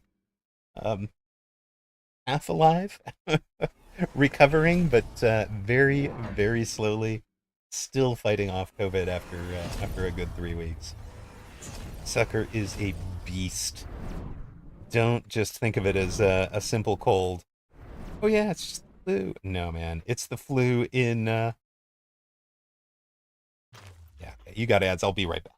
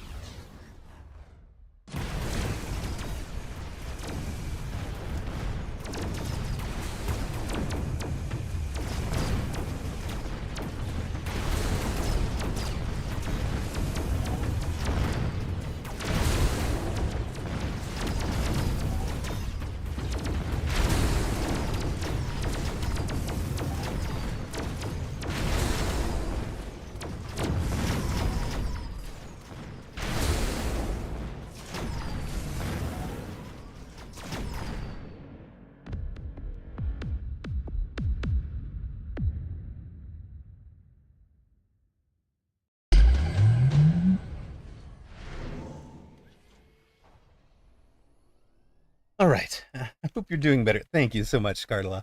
Yeah, I have not been well. It's been a brutal 3 weeks.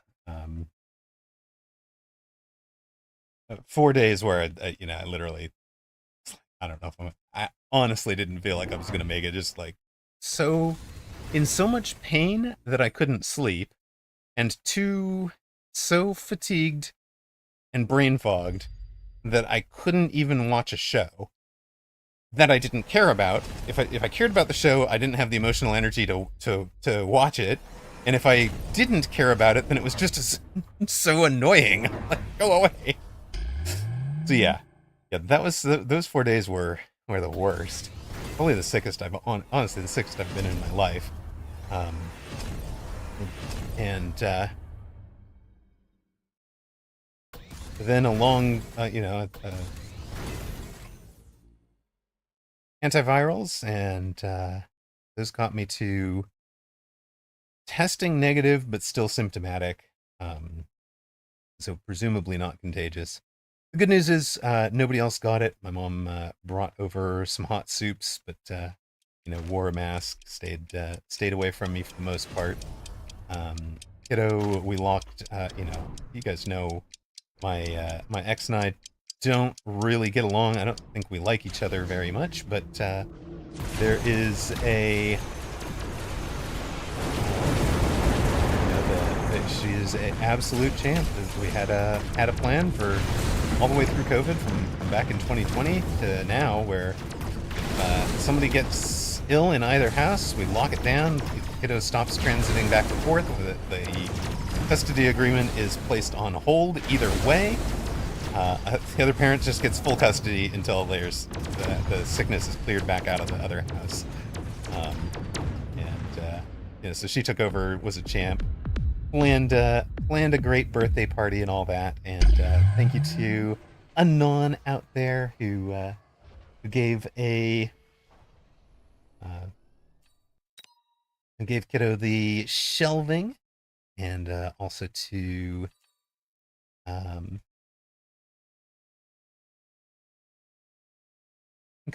also to Toast, who bought kiddo the moth plushie. They had been Toast. I hope you're listening to this maybe later on VOD or something, but yeah, kiddo reminded me to get that for them. Well, and that moth plushie I've been asking for a year.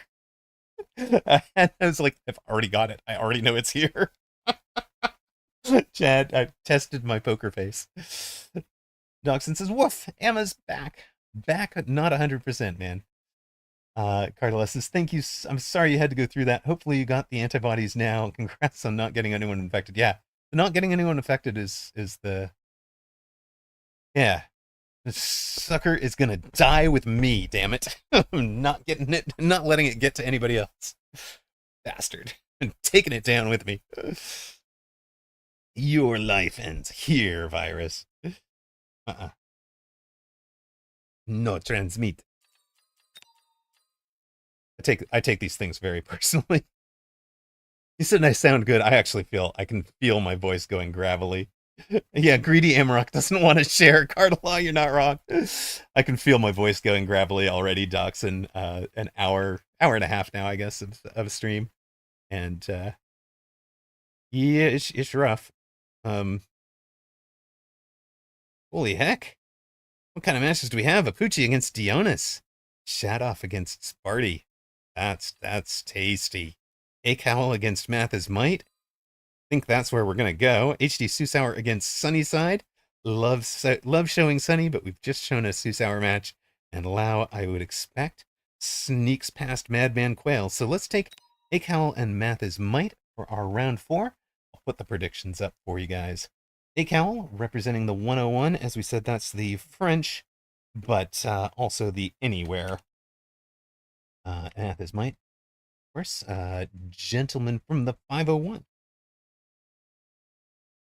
And Acowl, we saw one of the weekend tournaments while I was gone. Math's Might, of course, a former weekend tournament winner as well. And did you see any of Mag 1? I did goodish. Honestly, docs, I did not. I have been, you guys know how much I love Mecha and being able to watch, but no, I will be catching up on it as they post it to YouTube, I think, but I have not caught it. Are we going to get a no ready up? Acowl has abandoned the match? No. Excuse me. Okay, well, we're deleting that bet. Don't place a wager on that one. Let's take Shoutcast against Sparty then.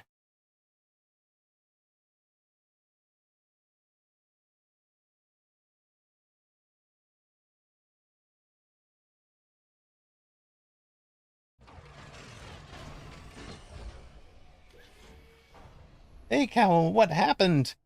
Sometimes you walk away to make a pot of tea, somebody talks to you, and you come back 12 seconds too late.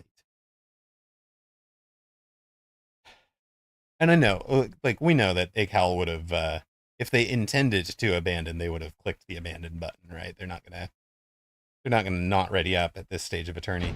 on purpose, I don't think.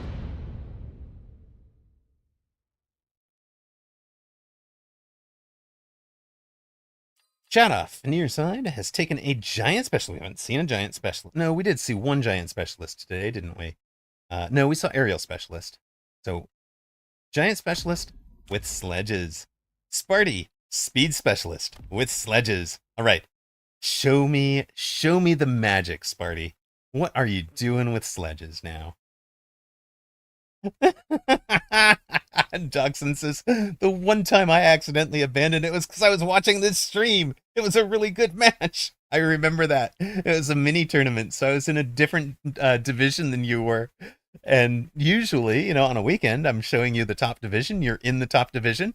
We're always back in time to that you wouldn't miss readying up for yourself. But on the minis, it wasn't that way. I couldn't give you the warning to click ready up. I felt so bad. I felt so bad, Docs, because you were unbeaten at that point. Oh well. There was an entertaining question for between matches. Do you prefer a traditional IRA, Roth IRA, or hybrid approach? So for the Europeans aren't going to know what the heck any of that is. That's referring to American retirement accounts and the way that they are taxed. One is you drop tax, yes, rock crushing dreams one way or another. One, the money that you put in is considered not part of your income and is not taxed, but the retirement account is taxed on withdrawal. The money you invest is taxed in advance so that you can withdraw it without having any tax liability at all. So, I mean, ideally, you want to place a larger amount in. The amount that you're going to gain on compounding interest dwarfs the amount that you would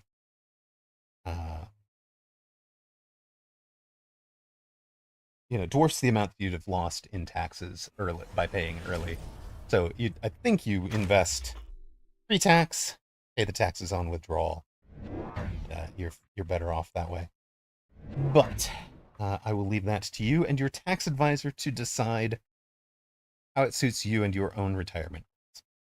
And of course, the Europeans can ignore all of that. What Shadoff cannot ignore is that Sparty has won round one, picked up another sledgehammer, picked up another sprawler, and is floating 150. Herp. Nope. Control Z's the sledge. Oh, come on. Loved the sledge. Wanted to see full carry sledge. It's going to be great. Especially with Shadoff adding another Arclight back here. And Fang protection on the flank. Come on, Sparty, show me the full sledge carry. No, that's an Arclight. That's an Arclight. Where's the full sledge carry? Oh, man. I was here to... Uh-oh, I see. Yes, so Sparty unlocked Cell and sold out of the middle chaff clear. That's why he's picked up the Arclights. He's selling his little pew-pew chaff clear. This is the sort of play I was talking about at the start of the tournament, where I fully expect that a lot of the top players are unlocking Cell and selling a building even before they want to sell before they get a drop. Right, so then you're in a position where you've already unlocked Cell. You can just sell, take the best cash option and sell it on the draw. If there isn't a best cash option, you can sell one of the other buildings and use that to funnel the 250 resources that are invested in buildings into units that scale with the late game. And the reason you do that, of course, is that the buildings are, they belong on the board at the start, but they really don't scale over time, and eventually they're just gifting XP to the enemy, slowing the enemy down very little at all. So Raven says, Shady has yet to start selling buildings, GG. I'm gonna agree with that. Sparty, shield airdrop out in front. Those Arclights, which were not ranged last turn, are this turn. They're just going to get stuck on that shield bubble, and especially if they're locked onto a unit that fights from within the shield bubble, they may not even pick up the crawlers. They may just shoot shield bubble all day. That would be pretty rough for Shadoff's Chaff Clear on that side. But Sparty changes it up, changes up the location a little bit. I kind of liked the cornerish a little bit more, but maybe this is, well, we'll see. We'll see how it goes. Sparty also adding the Phoenix, so he's got Chaff, Chaff Clear, Sledge, single target, single target. His Chaff Clear is weak, honestly, because he hasn't teched the sledges. He hasn't committed to the sledges either. He got worried about the missile. Maybe. Rethought it. I guess that's true, right? We're not thinking through. I'm certainly not thinking through what all was on offer before. My brain is just not there. We're not at 3 weeks off of the game and very out of practice at the moment. And still fighting some brain fog.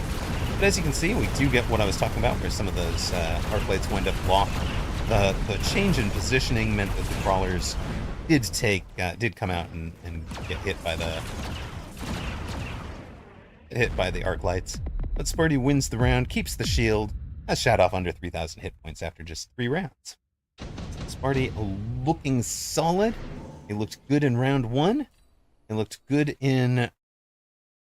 here in round 4 of this tournament. Finally gets a drop. It'll be a level 3 Tarantula. So that leaves him a choice, right? He can commit to Tarantulas as his Chaff Clear and sell out of the Arclights. Or he can sell the Tarantula for 400, and use that to accelerate everything else. Shadoff going for Rhino far left to try and take this tower, which is no longer defended, right? There's nothing out here. No guns, no nothing. It'll just plow through a wall like it's not there. Rhino V wall is a little lopsided, okay? So I'm just going to say that matchup favors the Rhino. Sparty KG to that, has leveled that tower and put a Fang out there to slow things down. Shadoff is going to be relying on 2 Raidens that are a great matchup against Suppression Charged Shot Void Eyes and against Sledges, with Sparty buying 1 more Sledge in front. Sparty's unlocked and taken 1 Fang, but what he'll wind up doing, or what he should wind up doing, I don't know that he will. Sparty's not unclever.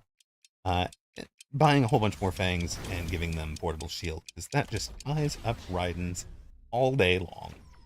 And even Arclights are not great at handling shield Fang. But this round should go pretty well for Shadoff, unless Sparty can clear the ground game so quickly that the Phoenix get the kills on those Raidens. They get 1. They did well against the other, but the tower timing from that Rhino finally getting through to that left side tower, enough to turn the round. 1 Giant, 1 Rhino, and the Giant Specialist is off and running. He's also taken, by the way, fortified Arclights. Those Arclights are much tougher than they once were, than your normal folks. 2 techs on a DPS unit that can't shoot up. That is true. And steel ball production for the Giant Specialist, great. Improved firepower control, presumably for the Phoenix. You level it, drop that on, and now it takes care of Giants like they're kind of more watery, let's say. Range on the Raidens for Shadoff. He's not buying 2 more.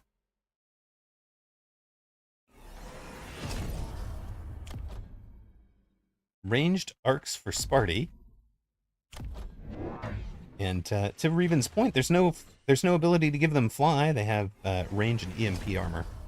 So 2 techs, but they'll never be able to handle the air game.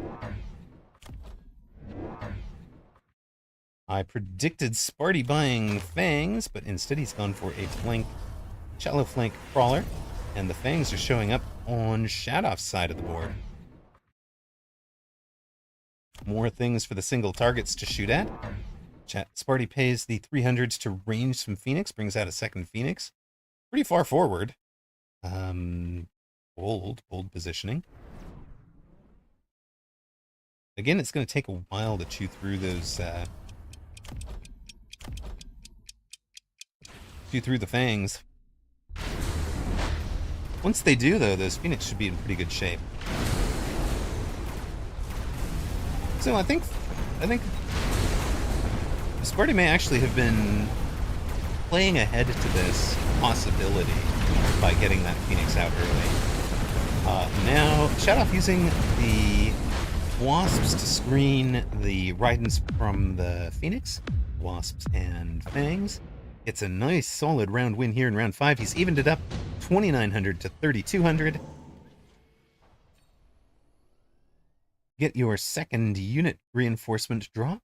Scorpion, Saber, Steel Ball, or Vulcan.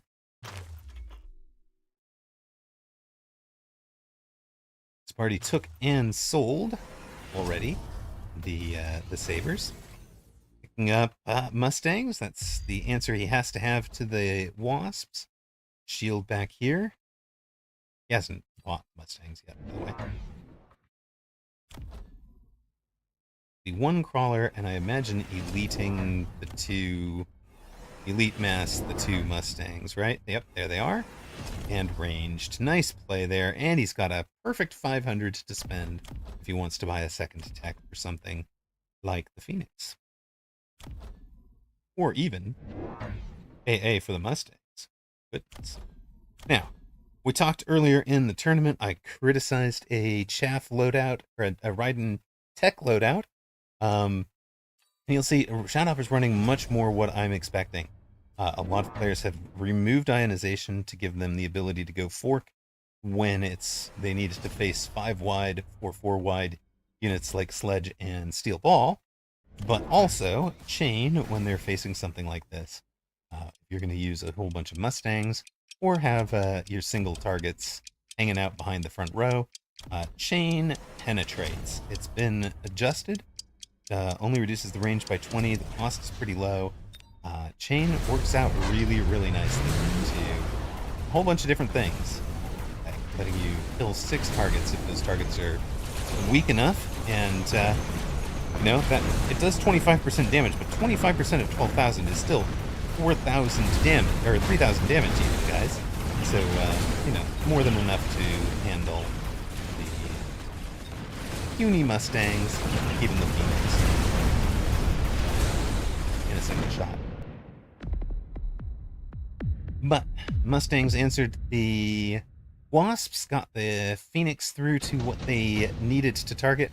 Sparty will win this round. Shoutoff down to 1880. We get aerial bombardment for both players. Those are the pretty clear places to put the aerial orbital bombardment even. Goodness.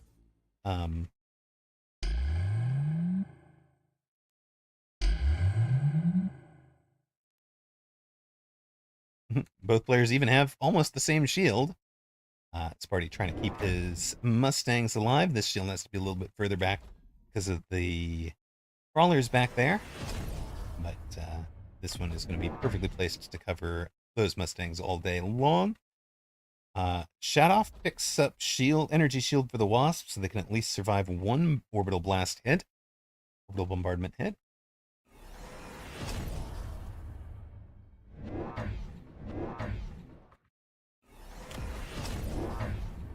Two more Mustangs, also elite recruited. I like this. And Sparty has done what I said Zach should have done earlier. He's committed to Mustangs. Once you're committing to Mustangs, he goes ahead and does attack enhancement too. So he's got plus 36% damage. Zach's level 2 Mustangs were doing 72 damage per shot. Sparty's here are doing 97 damage per shot. It is a huge difference, right? And just in terms of how quickly they're going to chew through something. And these guys on the non-orbital bombard side should get plenty of damage dealt. Work through those walls pretty quickly and take care of this Raiden, I think. They will do a little bit of crowd surfing on crawlers. Nope. Raiden bursts a hole in the Mustangs to let the crawlers through. You see, Sparty is going to win easily on the far left. Comes around to the right side. Pew, pew, pew, pew, pew, pew, pew, pew. We're going to work through this. If that thing were not summoning steel balls, would have had a round win for Sparty. Instead, it is the Raiden and 2 summoned steel balls that win the round for Shadoff, dropping Sparty to 2,800. Pew, pew, pew, Pastor Drewski. Hello, hello. I owe you some responses to some 2+ week old DMs. I apologize. I have been ill. I've been quite ill. I'm not even sure if those are still time relevant anymore, but yeah.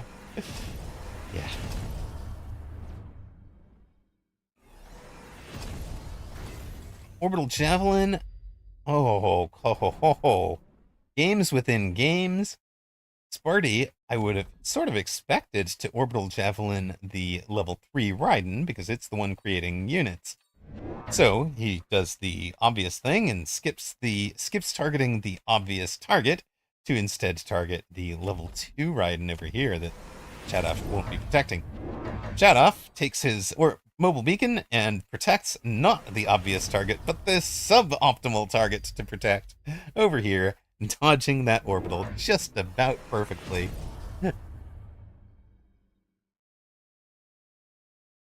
Had the redeploy to redeploy the level 3 Raiden as well.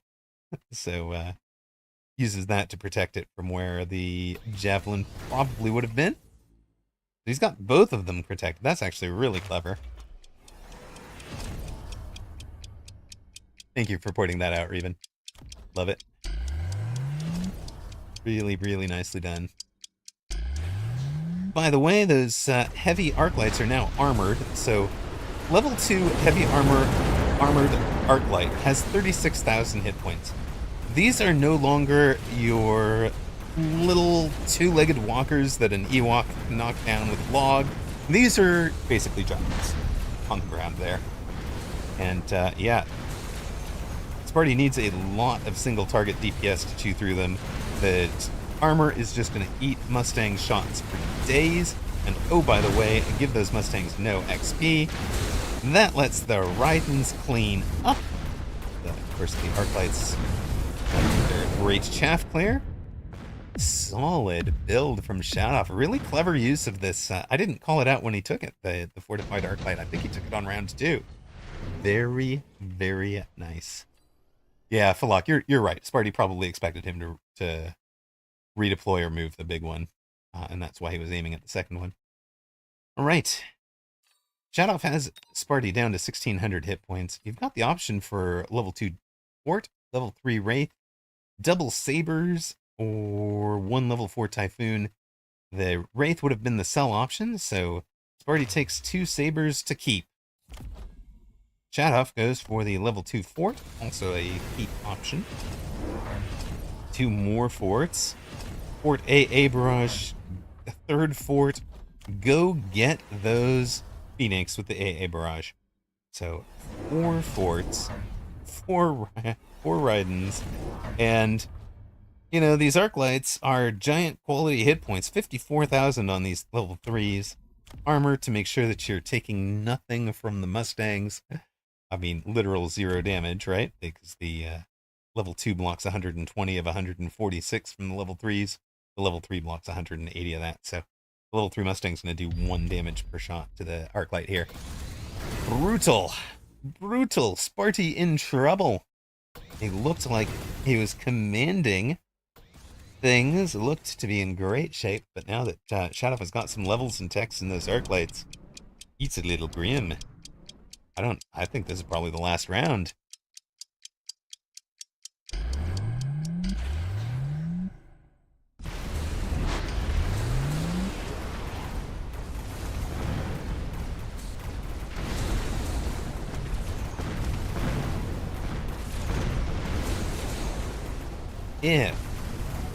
If Sparty had read the anti-air barrage coming, anti-missile devices might have worked.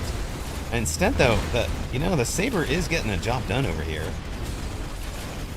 And it's not over. In fact, Sparty is winning round 9.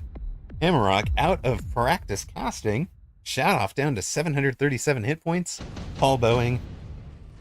Trademark infringement over here. You can't have 737.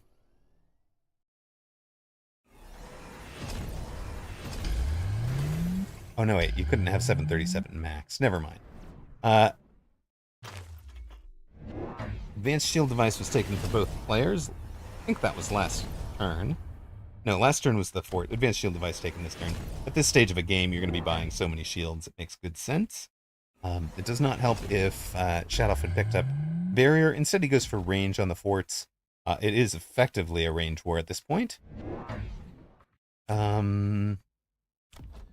Leaves them 5 meters closer than the Rydens, but behind the arc lights. So he's going to let the arc lights tank for the forts. A little interesting. Isaacs, hello, hello. Says, I am glad you're back. Hope all is well. I've said it a couple of times during this cast. It has not been well. I've been quite ill. Am back. I can feel already the fatigue setting in, the voice giving up. So I set my goal was to make it through just this EU tournament, so that we will not be running a longer stream today. But I am so glad to be back. I've missed you guys. It's nice to be back. It's nice to see everybody again. Appreciate the warm welcomes, the many follows and subs.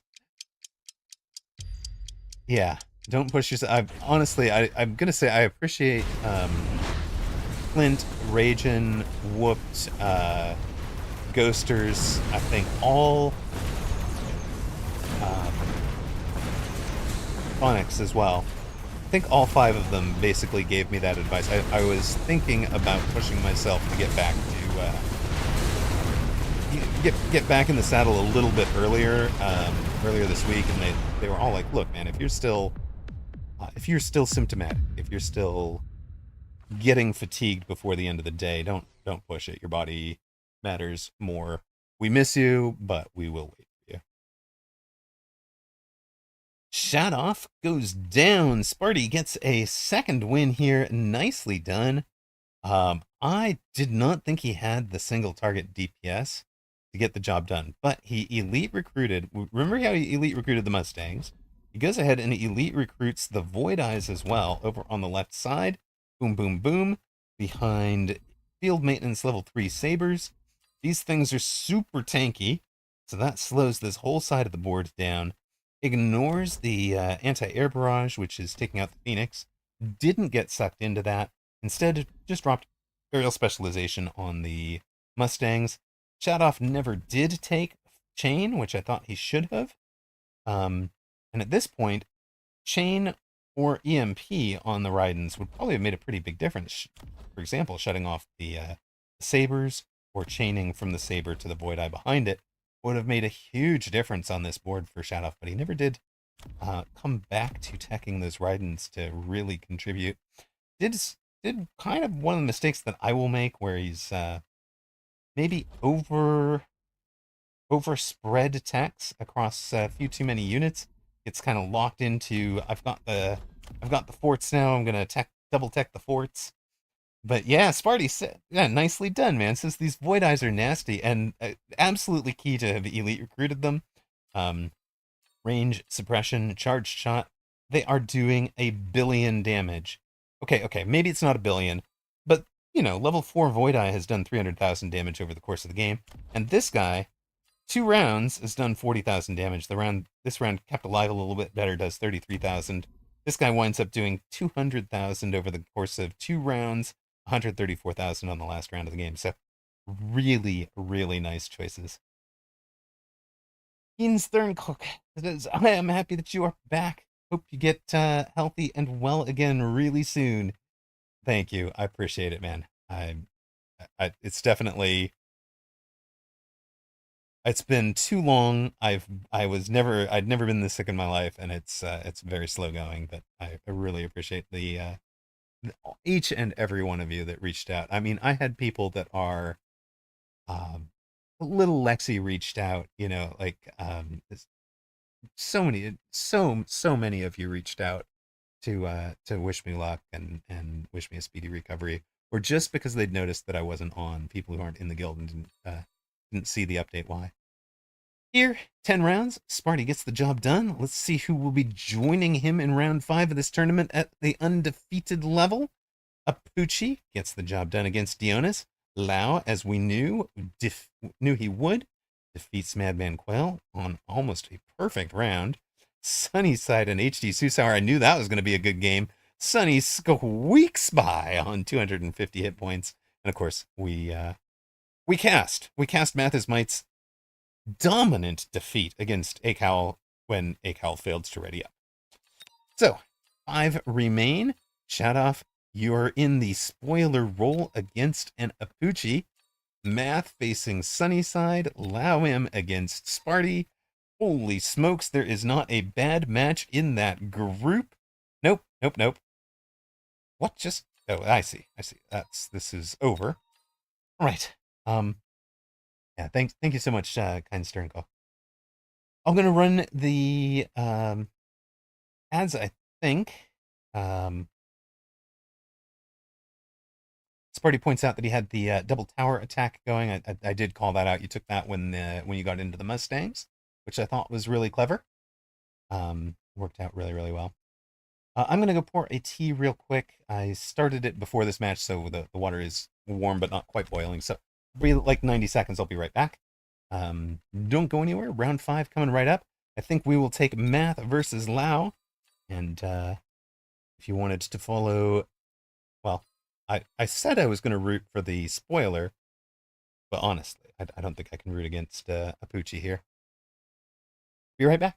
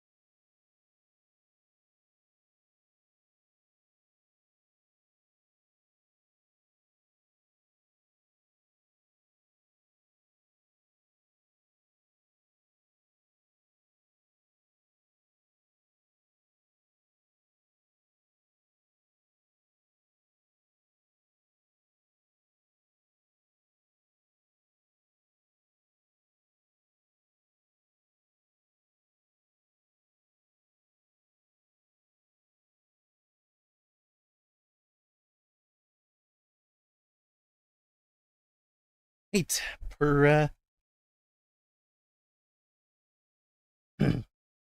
Amarok went to stand outside. So if you're wondering, he's outstanding. Thank you. But not apparently in a field. Not outstanding in my field. Right. Per chat, loving instructions, we have some lemon ginger tea. Since I didn't have fresh lemon, we'll go with the lemon ginger. Lawns are dangerous. They're full of blades. Oh no, good groan. Love you, Bastard Drewski. Quit making me laugh. It makes me cough. No, do keep me smiling at least, though. I appreciate it.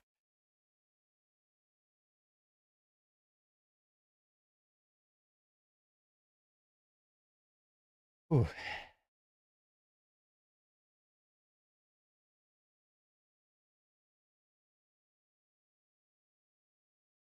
thus far, you guys have been 100% correct in the betting. Not a single rock has been wagered on the loser this entire tournament. I haven't even had to cancel a bet because there was a 0 rocks on the winner. Impressive, impressive work.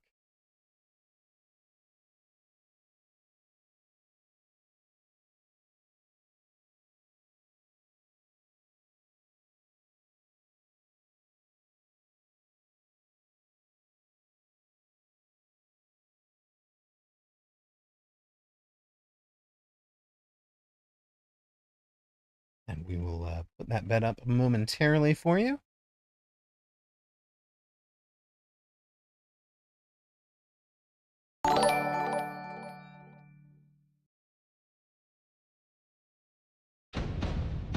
Welcome to round 5 of Weekend Tournament 126. And then there were 5. Defending champ Poochie, well, week 123 champ, week 125 champ, looking to add 126, is active against Shadoff in the spoiler role. Here we have Math is Might against Lao Mamj. Lao, your Asian week 125 2v2 champion. And of course, he has been loving the 2v2 format, doing so well. Anabolica, thank you. Sub for tier 3 on a you subscribed for 6 months on a 6-month streak. Yay, Amarok is back.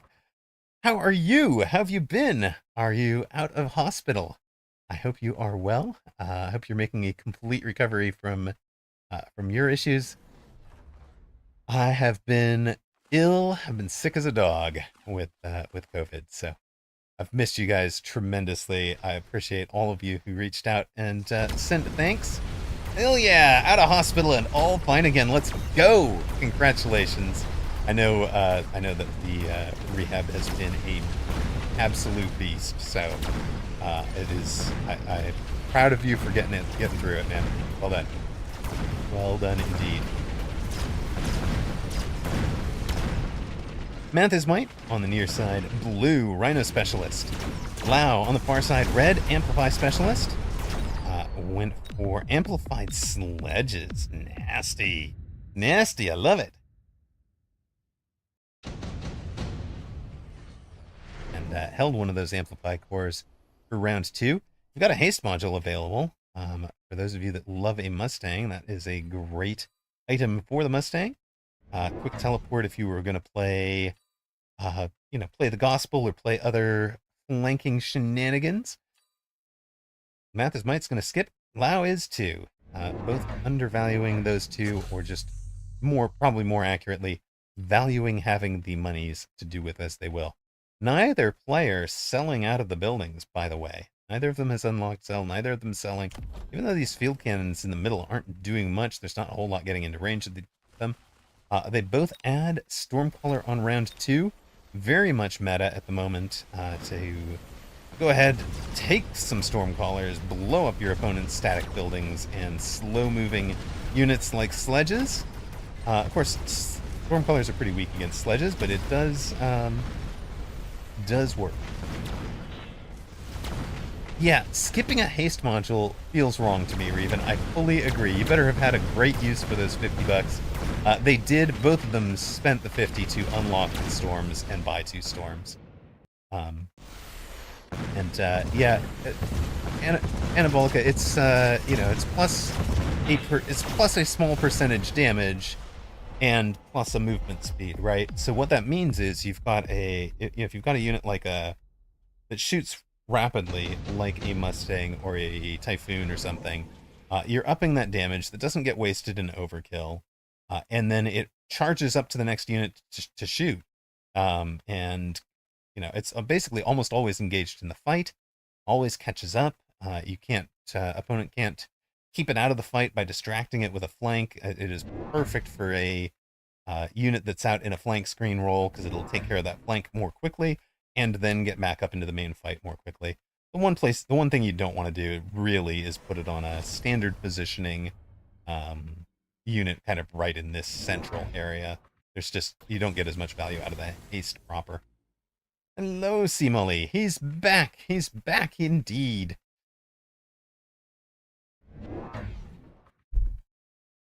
Sipping tea instead of coffee. Not, I can tell I've missed things in this cast already. I hope I am. I hope we're going for more entertainment than instructive this time. You guys know I prefer to be instructive where I can, but at the moment I'm so out of practice. I'm not fully seeing the board. It took me a sec. Like when Reven said they better have a good use for those $50, I was like, wait, what? I don't. Wait, what did they spend it on? It took me a moment to figure out that they'd spent it on unlocking this storm, to remember that, oh yeah, Storm now has a 50 cost unlock to it, and that makes it a little harder to get out on round 2. Which is good, right? That's prevented them from being quite so dominant in the lowest MMR brackets.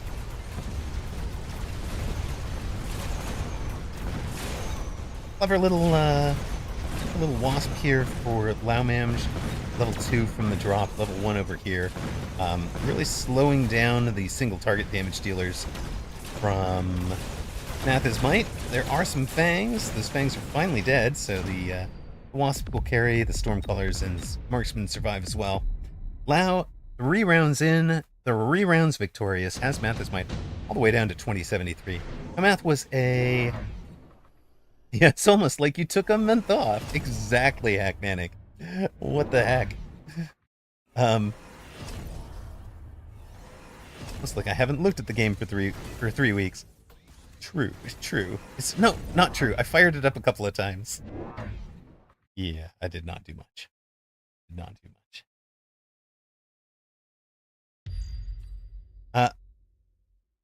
What have we done? We put the amp core on one of the Stormcallers, which is fun. Just a slight little buff to the damage. Plus 22%. Help it burn through the wall a little quicker. Help it burn through the anti-armor cannon. The sledgehammer over there. That's fun. He also gets a level into this wasp.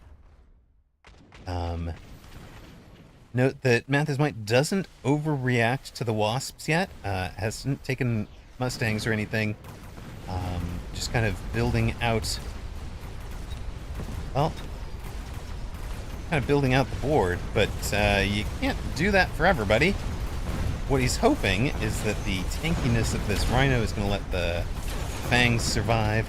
This late arriving group of crawlers will help this set of Fangs survive. The Fangs are going to be enough to take down level 2 wasps. It's a bold bet. And it's not going to work out. The Fangs have won on the right. I'm sorry, the Fangs have won on the left. The Wasps have won on the right from Lau. They get a tower. Get in on the other tower. Now all the Fangs are dead. Lau winning round 4. So Math down under 2,000 hit points. Whew, all the way down to 1270. Rough. You missed the start of the new Badger and playing ping pong with the hackers and the charge tech. Yes, I did. I in particular, I missed the European Fire Badger. The brief day, half day, quarter day of bug, where if both players were from Europe, the Fire Badger behaved differently from when both players were from anywhere else.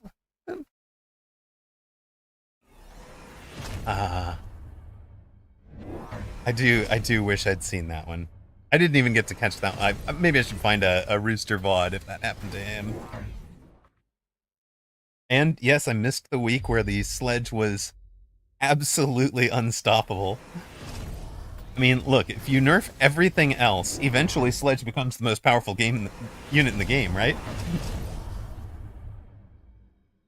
Its rightful place as the most powerful unit in the game. This game is not about big stompy mechs. It's always been about the sledge. Alright. Lau, I like this. He sees that Math did not respect the Wasps last turn. Throws down 3 more. Throws a tech on them. Ranged Wasps from deep. If you're not going to play Mustangs against them, you're gonna be in trouble. Math goes for 3 more fangs, putting them now. Oh no! Oh no! Well, he's got the mobile beacon. All 4 fang, well, all 3 new fangs are on this side, but there's just no way. 5 unteched level 1 fangs against 5 wasps, including 2 of them at level 2 with range tech. This just looks really, really grim. I think this one's over. I honestly think this is GG's. Maybe I'm wrong. Am I wrong? Tell me I'm wrong. Rhino's down. Most of the board is down. 1 pack of wasps, 2 packs of wasps are finally gone. All the fangs are out. It's not GG's. It's not GG's, but it's getting close. Math is building the long-term board. He's got 600 hit points left. Has he calculated it to perfection, or... Yeah.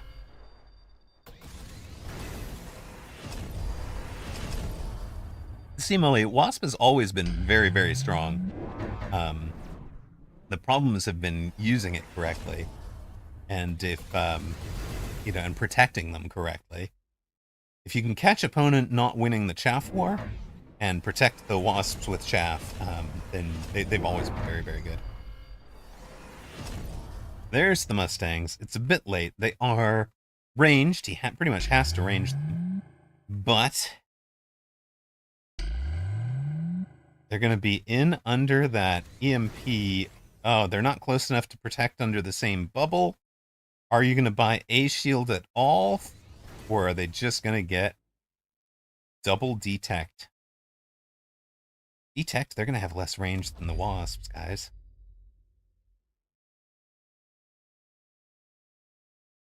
Wait. Is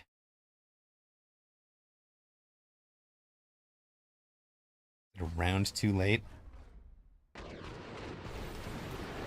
Well, the wasps on that side are also going to be tech removed. If the Mustangs survive this round, they feast a lot of XP. If Math survives this round, I should say, the Mustangs get a lot of XP here.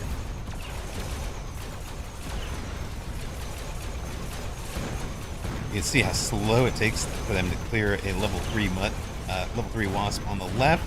They eventually do. The poor fellows in the middle are working on 2 different level 2 wasp packs. They're down. The ones on the right side are down.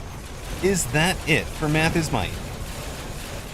If we pick a second 5 round, well, this would be a 6 rounded done, dominant performance from Lau against a very, very good player.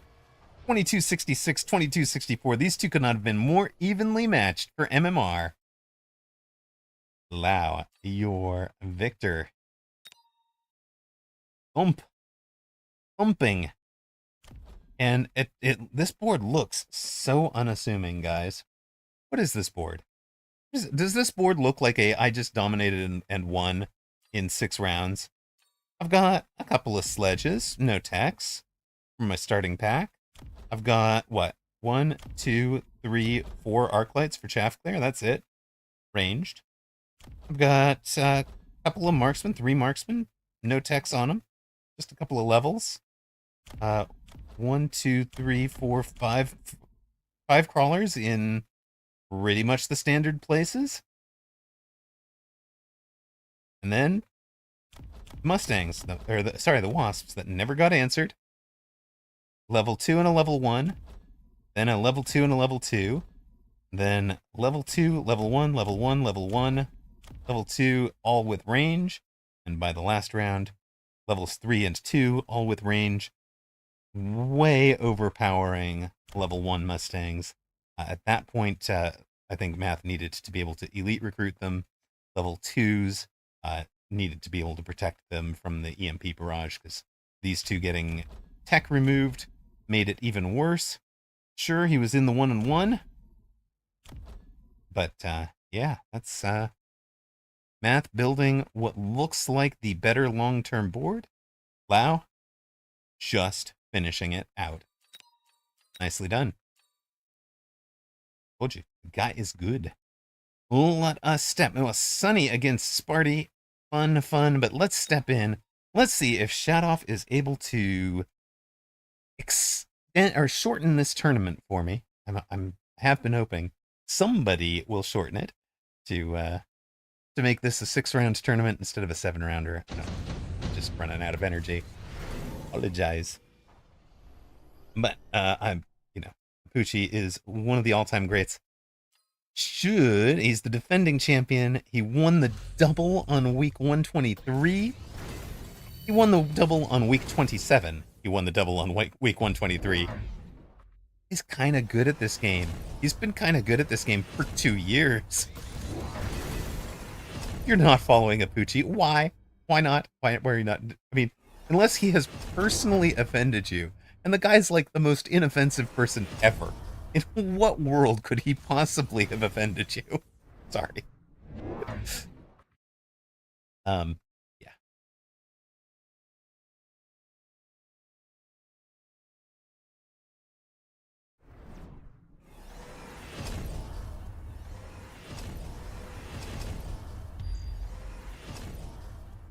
All right, Apucci, near side. You're a training specialist with advanced offensive tactics.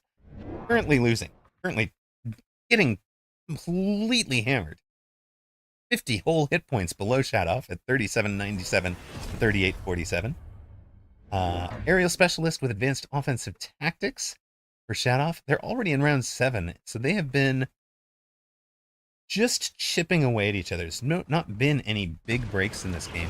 And we've seen that Apucci does that, right? He'll play to not lose hit points early, and then find the winning line to close a game out.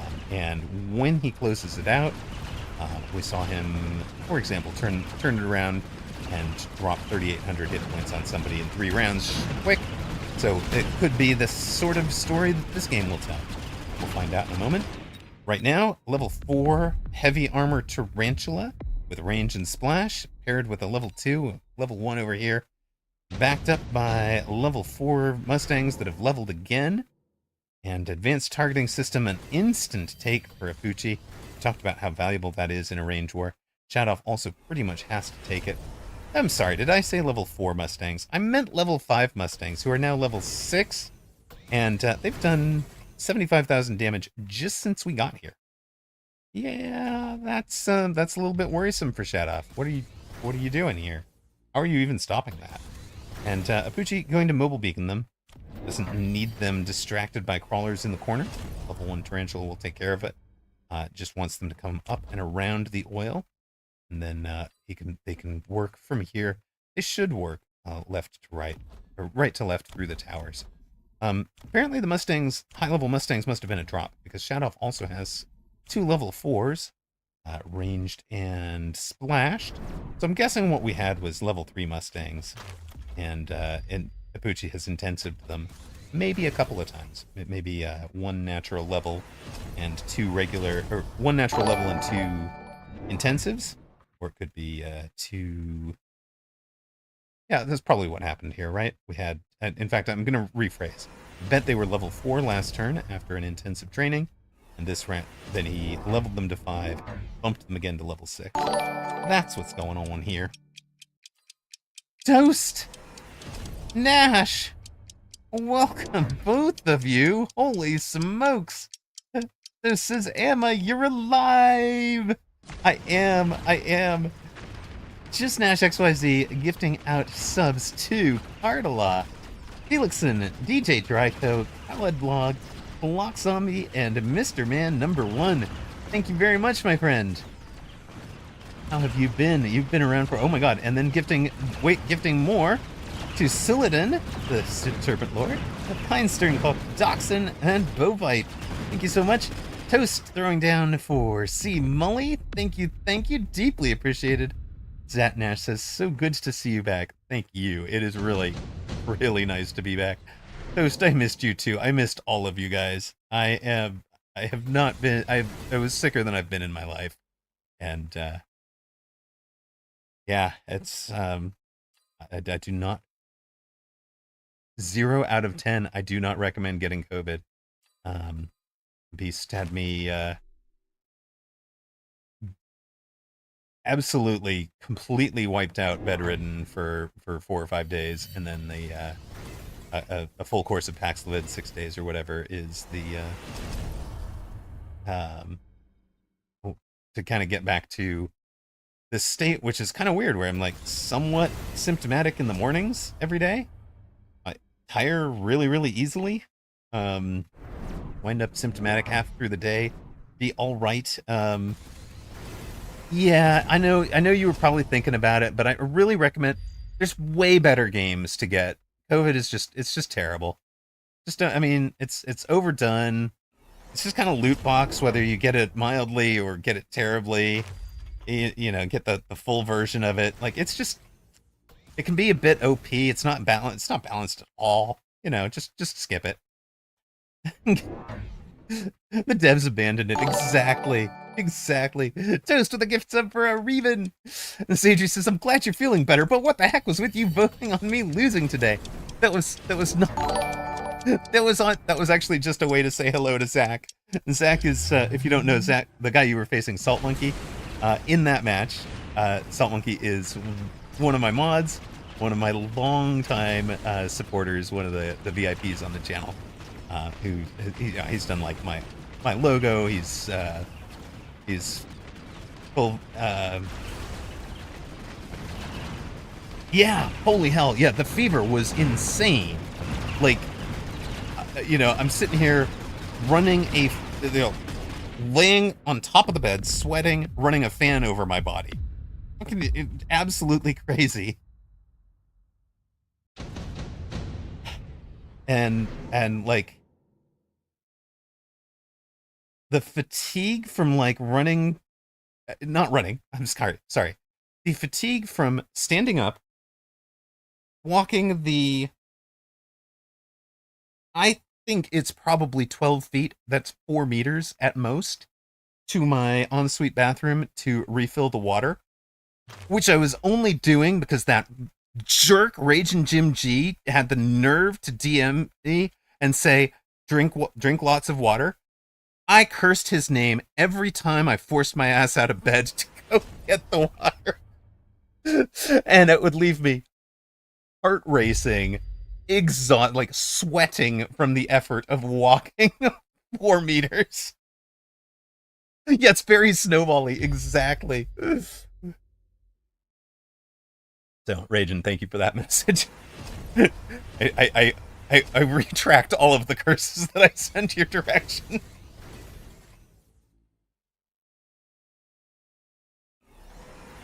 But Toast, thank you so much for the gift towards the mic. Much appreciated. Much appreciated. And Kiddo was adorbs. I wish I had made them open. I wish I had just quietly turned the mic on while they opened the present, because they squeaked in excitement. I kid you not. I can't even do it. Nope, it's higher than that. My voice won't even get there. It was super adorbs. But the best part, I wanted to tell you, I was thinking about you like 3 or 4 days before their birthday. I'd ask, like, okay, let me just make sure, I just need to see your list one more time. Let me make sure I've got everything. And, like, they showed me their list, and then they were like, and don't forget that moth plushie I've been asking you for a year. And it took all my best effort, my best poker face, to not let on that I already had it. Oh, not that you had already bought it for them. So, super duper grateful. And, yeah, it just made their day. It was amazing. And then they picked, like, the cutest little thing for what they wanted to do for their birthday, which was to go to a brunch place that we used to. We had a dog when they were little, and the dog wound up with a cardiac issue that our local vet couldn't handle, so we had to take them to a specialist vet hospital. That's a bit of a drive, and wound up with this, like, as a family, we would, their mom and I and them and the dog would go to this one little like kind of kitschy place. That it's like a kitschy California beach towny sort of brunch place. I can't even describe to you. Um, but it's like I want to go there. Like I don't even know if the place is still open. And Google it. I mean, I can't even remember the place's name, right? So it takes me forever to find it. I literally have to be like, okay, screw the. I can't figure out the restaurant name. Why am I looking for the restaurant? Let me go find the vet because I remember the vet. And then just Google Maps. I remember that it's like a block and a half this way. There's a building there. It's got a food icon on it. Click on that. What the heck? So we went up to that. They seemed perfectly happy with that. And that was, that's only oh, you maybe a week ago, something like that, give or take. I don't want to give kiddo's birthday away, but that wiped me out for literally. I took them there and to Michael's because they love all of their art projects and such, and I took them to Michael's and just was like, here's you've got like here's your budget. Let's go to town. Whatever you want. And of course, they're delighted and scampering all over the store and stopping to draw for 15 or 20 minutes or whatever. So we were there for a while, but like literally taking a kid to brunch and a store, not even having to do the intelligence work in the store, wiped me out. Done. It's just done. I fall asleep early that night, wake up in the middle of the night, sleep in the next morning, make it to like 4 in the afternoon, and slept till midnight. And then I'm on this weird ass schedule. I think that's where it started. I told some of the stream earlier. Then I wound up on this stupid, schedule where my body's like, okay, we're gonna sleep 5.5 hours. We're gonna fall asleep early. We're gonna like probably start of the Americas tournament. Fall asleep, sleep for about 5.5 hours, wake up at midnight, be awake for 5.5 hours, and then go back to sleep for another 5.5 hours. Why? Dude, I do not. There's nothing I want to be awake for from midnight to 5 a.m. Why? Why are we here?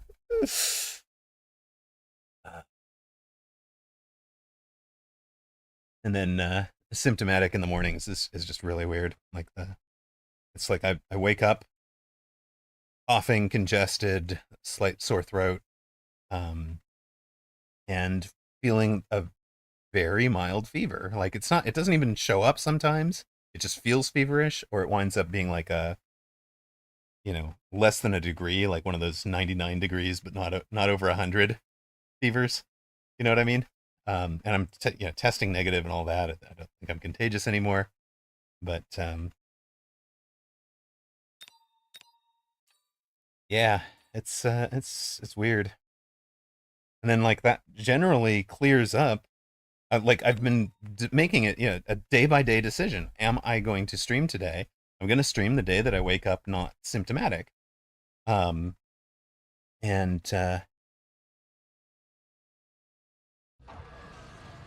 then it was like, no, you know what? Like every day I wake up with, symptomatic in the morning. Like, it's just kind of crazy. Raging, I was just talking about you. I the four, probably the 5 worst days of illness. I only got out of bed to stagger to the bathroom to get water because of you, because of what you said in DM to me. Drink lots of water. I cursed your name so many times. You bastard, I hate you. Loathed you. Got the goddamn water. Drank the goddamn water. Came back to bed. Wiped out. Heart racing. Sweating. So I have undone. I retract all the curses I sent your way. I do deeply appreciate it. And I think if you hadn't said that, things would have been worse. And they were bad enough that my mom came around. She was like, Are you all right? Like, what's going on? And started bringing me soups and stuff. So, um, yeah, yeah, really was. And it was like, that was the limit of, I mean, that was full extent of my ability those days. So, get water, get some bread. Water and dry bread was what I was on. Didn't do anything else. Welcome, round six. Manic says yes. Water makes you get out of bed even more frequently. It did. It did. Okay, round six. This is, as you guys will have known from many a past tournament, this will either be our semifinals or our finals, depending how Lau does against Dionys in the other match. Dionys, if you're ever going to beat Lau, please do it today. Do it for me. I don't have the stamina to do 7 rounds and an Apucci or Sparty versus Lau final. I just don't. I just don't. Beat him today. Do it for Amma. Do it for The Rock. All right. Sparty in full Halloween form. We've seen him win twice already this tourney. Is this his weekend tournament? It can be. If he beats Apucci here, this will be the final. Well, I mean, if Dionys beats Lau, this will be the final. And Sparty would have to beat none other than the defending champion, Apucci, who took double title, the back-to-back European and Americas on week 123. An impressive feat that does not get done often. Apucci pulled it off. He is a legend in the game, and he's looking to repeat back-to-back back-to-back titles. Well, it's not quite back-to-back because he's the America's defending champion this time. But he would be going for the Americas and the European, and of course he'll be playing again tonight.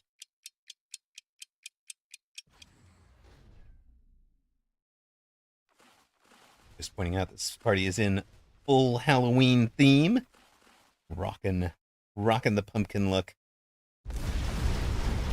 pumpkin monster, pumpkin beast. Sparty, near side, giant specialist. He had a sledge and arclight start, added some crawlers. Apucci was a speed specialist with, we saw Sparty run exactly this start, sledge and Void Eye with fangs. So let's see what Sparty does to answer that sledge Void Eye start.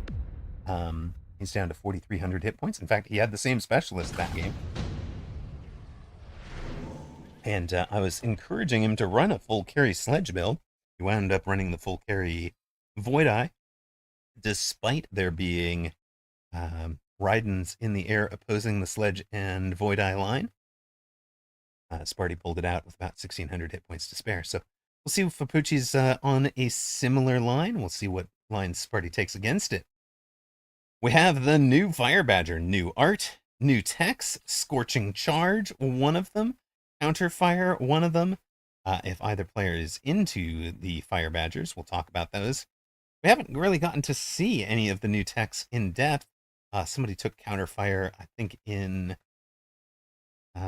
game 1. I think it was game 1, but didn't really use much of it against Sparty. Sparty cruising to victory in 5 rounds before those Badgers really got off the ground and working. Here we've got... Yep, okay, it'll be new crawlers added to the board for Sparty. Just gonna chew up shots from those Void Eyes. Apucci took the Wasps, adds another Wasp. We saw how dangerous the Wasps can be in Lau's hands. Nobody wants to gamble. Hackmanic, I've been looking at it the other way around. Nobody has been wrong yet. You guys have bet correctly. Every single bet has been placed correctly this entire tournament. Nobody has once bet on the loser. Nobody's lost a single round. A single rock. Uh-oh, it's 10-10. Somebody will lose rocks now. Hackmanic says, I know, I'm 4-0 because nobody's bet against me. Now you have a bet. Now you have a real bet. Yay!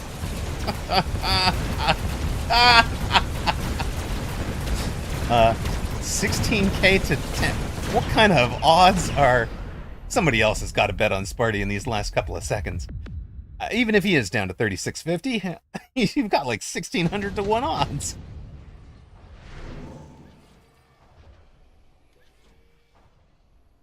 Wasp's doing great for Apucci because essentially Sparty had no upshoot. We'll see what he does. We know he's run Mustangs into them quickly. We've seen him go straight to elite recruiting. Apucci will skip all of this junk. Interesting to know what Apucci's techs are. He does have range in AA, so he should be able to compete. But it could have been interesting to see a mass wasp with AA as the answer to his wasps so far, or mass wasps with range immediately. Potentially AA to follow. Would have been really interesting. No. Sparty thinking about it. He's taken the barrier for a giant later. Makes sense in the hands of a giant specialist. Apucci has taken suppression shots. So Void Eye, 15-meter range. And its attacks reduce the target's range by 30%. Which is interesting. There's the Vulcan to carry the barrier for Sparty. Bump. So, straight Vulcan Marksman. He's added he added the Marksman last round. See from the little damage and little XP. Missile wasted, minus 50 for Apucci. Final betting odds on this one. Apucci, well, let's put it this way. Sparty is the 92 to 1 underdog. And Apucci getting the right side tower with the Wasps, working his way right to left. Wait. The Marksman and Vulcan do a lot of work for Sparty. They clear up a lot of that damage before Apucci eventually wins. He's got Sparty at 3333. He's on 4800 himself. Super supply on round 4. Apucci takes it. Yay! Sparty may be feeling under pressure to not, but if he doesn't, then this game is just over. I would not want to face... I don't have much of a chance against Apucci. I've beaten him once or twice on the test server when he's monkeying about, trying to learn new things. I don't think I've beaten him in a meta he's strongly familiar with ever. I just would not want to face him on a... I don't want to face him much at all, but with giving away 150 supplies against somebody of Apucci's caliber would just be a death sentence. Luckily, Sparty does take the super supply. Winds up selling out of his Vulcan to reposition it. That was because there was an orbital javelin available. So he's going to make sure he doesn't get javed out. As a marksman, he could have leveled, but he's thinking about the jav, so it's not done. I think he might be overplaying the jav here. Just go ahead and level that guy, right?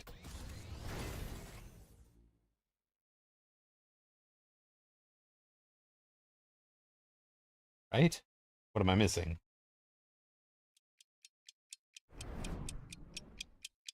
Sentry missile on that side. If he's got the right timing, that might hit both Crawler and Sledge on the ground there. And he's added the Mustangs. Didn't elite recruit them here. And that's partly why that missile, right? He's got some level 1 Mustangs. Level 1 Mustangs will outrange and feast on level 2 Wasps. They do die out. They don't feast on... Oh my goodness. Level 2 Wasps handle a level 1 Mustang and a level 1 Fang over there, getting in on the tower with 1 survivor. Not enough to take the tower, and without the tower take, Sparty's able to stabilize on the other side, so...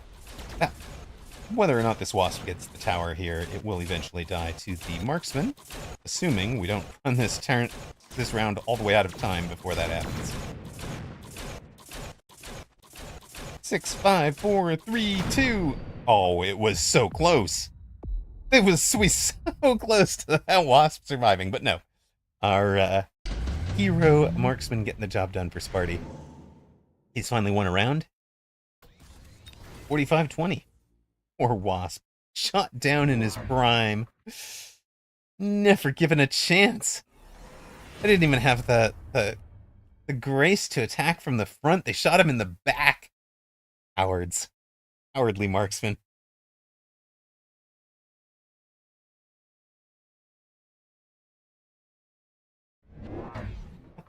Oh, Tosis.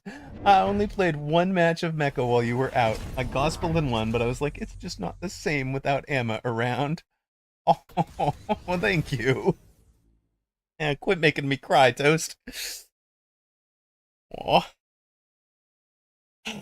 Well, okay. I did not play any Mecha. I literally have not played a game. We're watching. I still haven't played a game. Won't play a game this stream. Hey, try to be paused. Thank you so much. With a raid. How have you been, my friend? Welcome in, Raiders.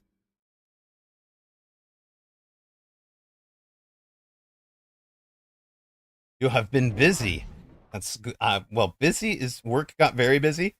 All right. Well, I hope that is. I hope that's good news, and I hope that it compensates you well. Apuchi mech rage on those sledges and a sledge flank now. So it's he's not committing further into the Wasp. He's gone to the sledges. He's got this flank. He's trying to hit the tower from in front. Luckily for Sparty, he's dropped the new heavy armor Scorching Fire Vulcan in front. It is going to answer the sledges there. I think it dies to the... Yeah, it does die to the Wasps, and the flank wins. So Poochie going to win from right to left here, gets both towers, gets to feast levels into those Wasps. Again, we saw Lao use Wasps to great effect. Sparty down under 3,000 hit points. Well, thank you very much for the raid, my friend. I'm very glad to be back. I hope you had a good stream, and I hope you enjoy your afternoon or evening, depending on your time zone. For those of you that don't know, Try to Be Paws plays Mecha under the name Fort Build. Ironically, not much of a builder of forts, although he might be in this meta. You never know. I prepped for the first couple of times I played him. I prepped for forts. I was ready to beat forts. I was ready to crush forts. I had no idea that the name came from a different game. It had nothing to do with his mecha style. But man, I kept him from ever playing a fort against me. Might not have won the games. But at least I kept him out of his favorite forts.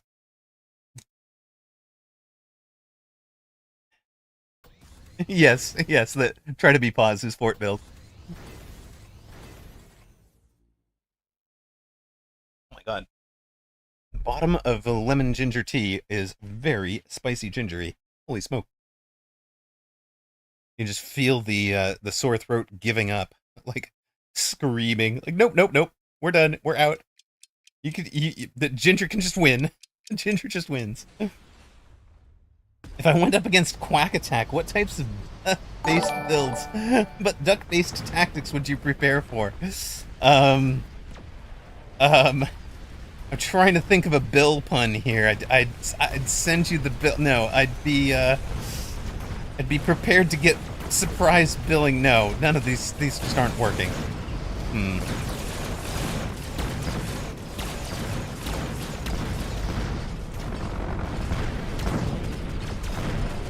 Toast to the gift sub for Try to Be Paws. I return seeing the voice is back, and the first thing I hear is about lemon ginger tea.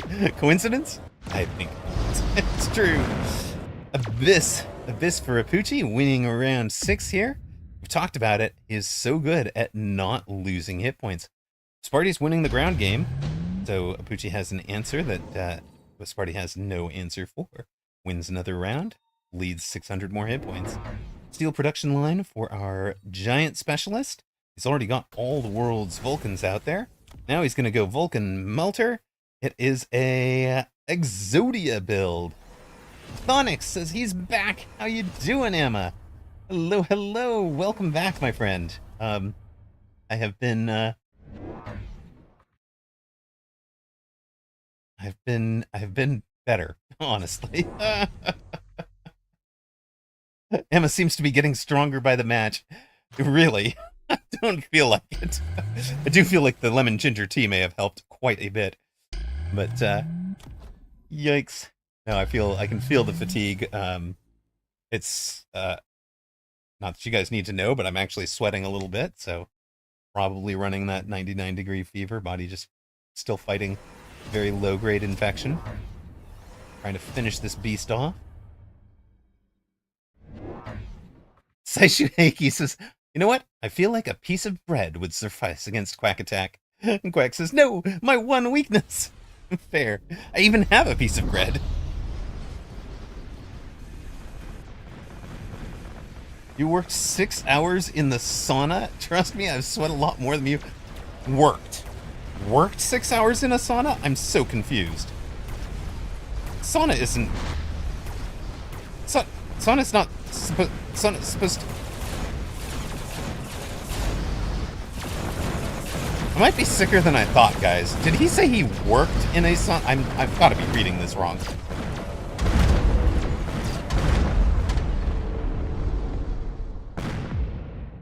Sparty's melting point answer getting the job done. Poochie down to 3440. Sparty's still just under 2400. Well, just over 2400. Another giant item. Would you like a giant item? Sparty's gotten a giant item almost every round of this game.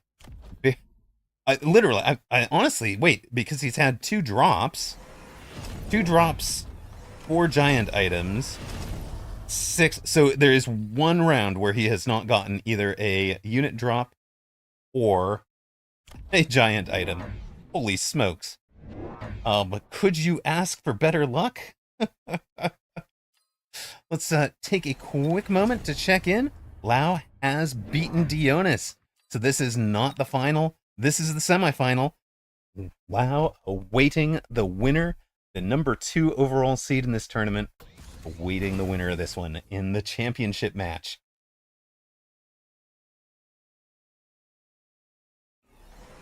Sonic says, I work in a thermal bath on the weekends and perform really hot sauna infusions. Okay. That actually sounds like a pretty darn cool job. And yeah, you've probably been not doing construction in a Texas summer, actually working something even hotter than that. The Hackmanic says cool. Wait. LOL. Yeah. Pun not even intended. I didn't even hear it.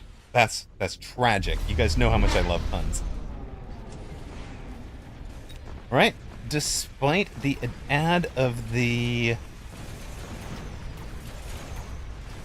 Despite the ad of these melting points, despite the fact that one of them is level 2 now, I'm trying to click on it over here. There we are. Despite the fact that it's level 2 and making units, Uchi is committing even more to the abyss. Locks. It's these produced units are distracting the heck out of the abyss. You see the way they have to turn and rotate to target as speedy Mustangs and steel balls come out. I hope Sparty saw that and actually takes 2 more steel balls. He doesn't need... I mean, I know the Farseer feels like the answer, but I actually feel like the steel balls, maybe even followed by mech div, so that, you know, if they die, they just wind up turning into more crawlers. Yeah, there he is. Oh, Sparty right with me. Okay. We're gonna... If this works... Then we can, and he's adding a pair of wasps. Nope. Controls these, adds 1 wasps. Sells, wait a sec, you teched but are selling? No, hold on, we're undoing everything.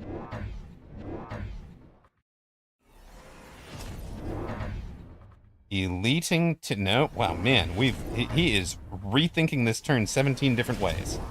But we want the mech div on these, not necessarily on the level 3s, but on the level 1s that this guy's producing. ranged anti-air wasps at level 1 with 2 techs on them. I kind of like it. But again, what I was going to say is, if this works for Sparty, if this turns out to be right against a Poochie, let's, we can maybe say that Emma's a little bit back, thinking it through at least. Sparty's a little confused himself. Poochie has gone to disintegration. That is great into the giants, reducing 20% of the hit points, but possibly even more importantly, slowing things down, slowing down the speedsters like the crawlers, the steel balls, the mustangs that have been causing so much havoc, slowing them down by 40% for 5 seconds so that they can get killed by beams, by big every 4-second abyss beams. Important also is the fire on the left side, trying to handle some of those reduced mustangs. Does look like it's getting the job done. He's won the right side for the first time Poochie has. It's worked out. He read what Sparty was going to do, had a good answer. Lock from the melting point. 1 melter survives. I don't know why our screen is so jumpy. I don't like that it jumps on an explosion from an abyss. The auto camera. They've got to fix that. This has been around forever. Sure, I bugged it. Maybe I will ping somebody about it. Blue Feral, welcome back. It's good to see you. Thank you so much, my friend. 22 months. 22 months of subs. Thank you. I appreciate the long-term support and the welcome back. It's very nice. It's very nice. So, Sparty has whittled a Poochie down to 1160. They're both thinking this through. Love it. It'll be an elite recruited level 2 abyss up the middle for a Poochie. He's just commit more to them. For Sparty, 2 of the wasps have leveled. He's got 30 seconds or so to figure out what he's doing with 1,502 deploys. Feels like you could use a bit more on this side. We know it lost last turn. To be shields for the fangs. Levels for the Vulcans. More ranged and AA wasps. Different positions. This isn't really what you want to do. I liked the different positioning out here better because, in fact, even a vertical positioning for some of the wasps might be good, because what you want is for the abyss to fire at 1 or 2 lead wasps. It's very much the way this one's coming, right? So it doesn't hit across the whole pack of wasps. It hits 1 or 2 lead wasps. It doesn't hit the rest of the pack. That has done very nicely to let the melters get the locks. A Sparty has done it! I'm glad we were back for this one. Sparty has beaten the champ, Poochie. Congratulations, Sparty. Let's go! Let's go. Turns out, Exodia is good. That 92-1 odds pays out. Congrats to those of you who took Acamenix rocks. R.I.P. rocks. C'est la vie. Hey, you just had to practice with the rock wagering. They both had super supply. It was the speed plus advanced power system that Poochie had as difference.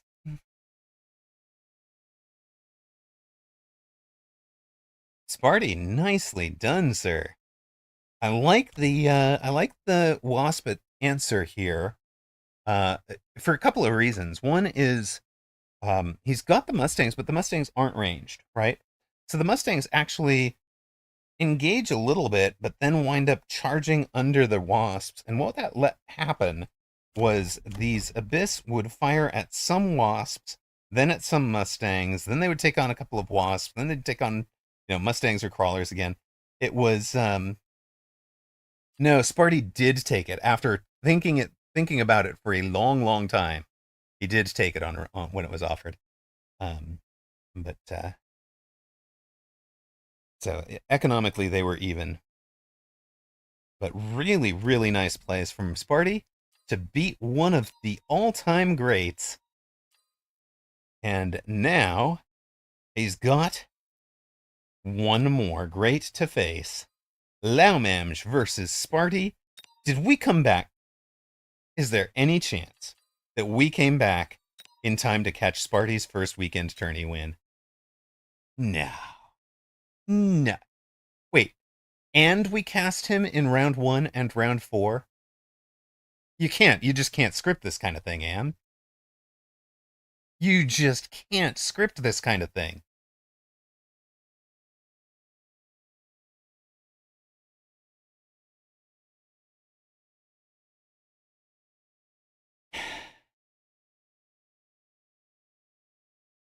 Dionys had done his job, man. So Sparty would be a champ, and I'd be done and going to sleep. I'd be done and logging out and napping.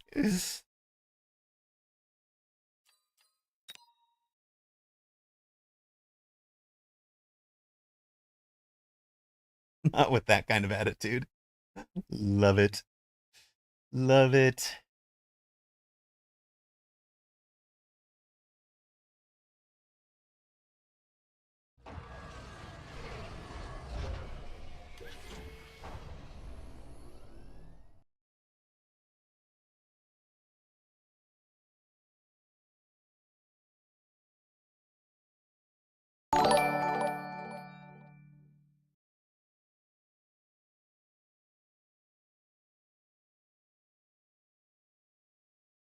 Not as for you, Thonix. Thank you very much for the gift sub, Toast. Toast of the gift sub for Thonix. This is Go Sparty. But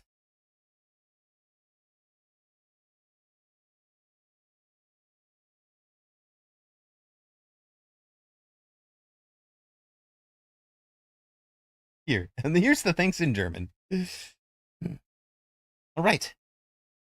Channel point predictions are up again. Laumamj will be near side in blue. Sparty will be far side in red. I do believe. Make your wagers appropriately. Got about 5 minutes. So you have time to see their opening specialists, even to see how round 1 plays out and what the round 2 drops are, before you have to commit.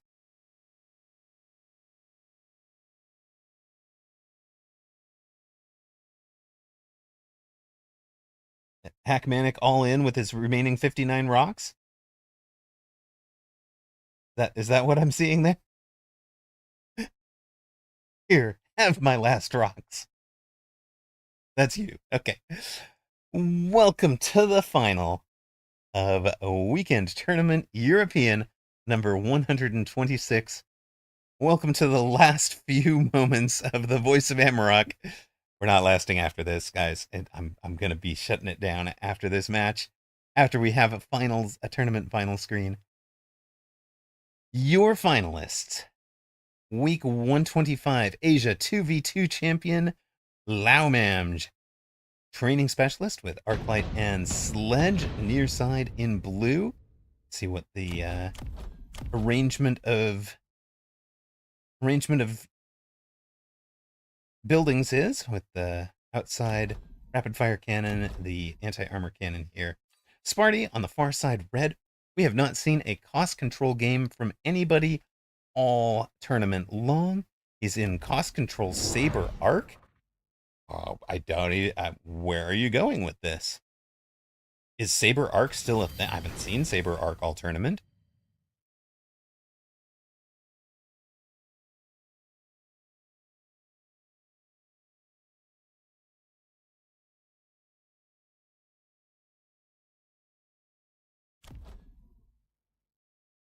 Sparty, of course, coming off beating Apucci in the semifinals in round 6. As pretty amazing. It's pretty good. It's a great run he's had. Can he finish it out? Will this be his first ever weekend tournament? And did we manage to catch 4 of the 7 games of it? No way. No way. Arclights. 3 of them here. He's going to add a pair of crawlers. As Reven says, a loose crawler getting nerfed. The change there is that I think they used to be 4 meters apart. Now they're 3.7 meters apart in the bird flock algorithm that's being used. So they're trying to maintain 3.7 meters. What that means is when they get into something that has a 7-meter splash or a 15-meter splash, there's 1 more crawler affected than there would otherwise have been. Maybe 2 more. But they're coming in wide and the unit is aimed perfectly at the middle. Because they'll be coming in 3.7 meters wide, but as they start to close on you, they start to close on each other, so they'll be down to 3.57 meters wide instead of the full 3.7 by the time they're closing on that arc light. So arc lights are a lot stronger than they were just a couple of weeks ago. Change is very subtle, but very noticeable. Here you go, your round 2 drops.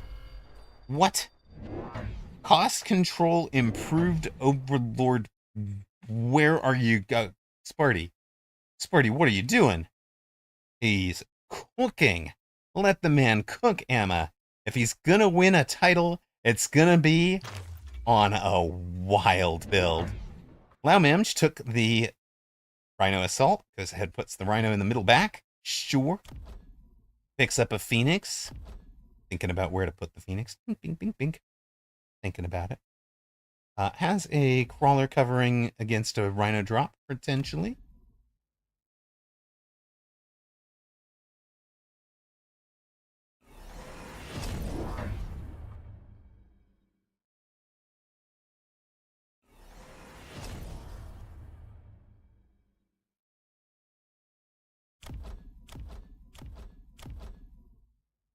Laumamj, by the way, leveled this arc light last round with the intensive training. Didn't level it, gave it the ability to level. Actually, did level it, didn't he? Yeah, he did level it. So he had a level 2 arc light over there. Running right into the sabers.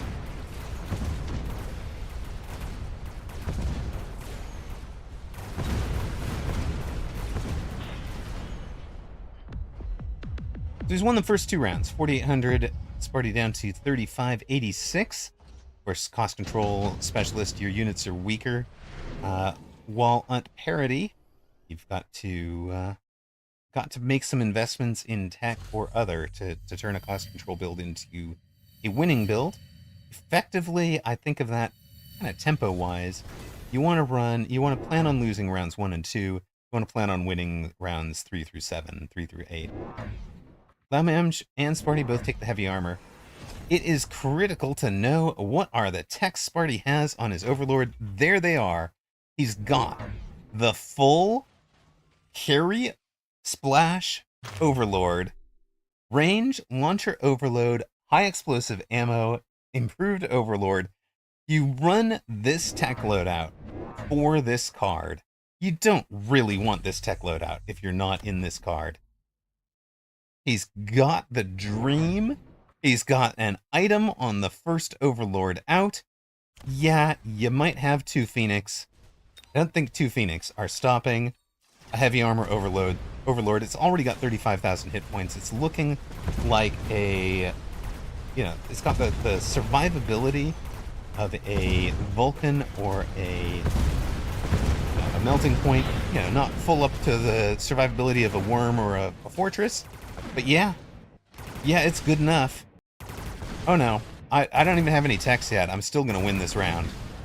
Thump. 4,400 for Lau. Problems. That thing has already leveled. It will have 70,000 hit points next turn if Sparty wants that level. Yeah, here are the marksmen. That'll be Lau's answer, right? Surely. Double marksman with anti-air. I would expect. Dark Mango's Psychology says, have we considered a Phoenix flank? Yeah, you could certainly see Lau running that. No. Does not take the marksman. He goes for storms. Storms to clean up. He's going to have storm and arc light. Goes for a Cheeky.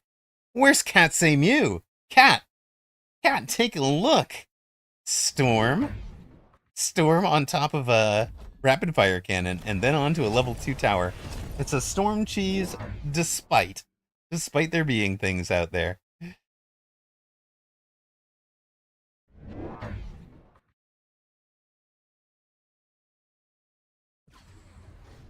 But no, the Melter is the answer. It's already ranged, so ranged Melter against the Overlords. There are two of them. They have rapid reload, launcher overload right away. They already have the improved splash, 5 meters. They've got a 12-meter splash. They shoot every 2.3 seconds. They're basically going to clean up the ground game. There were enough surviving crawlers because he cleaned up the chaff clear early enough. He had crawlers surviving to tank the melters. And instead of leveling the Overlord last turn, he's got two Overlords they can both level. And two Overlords surviving is 800 plus 200 from the surviving Saber. Lao Mamj down to 3,400. Sparty is cooking.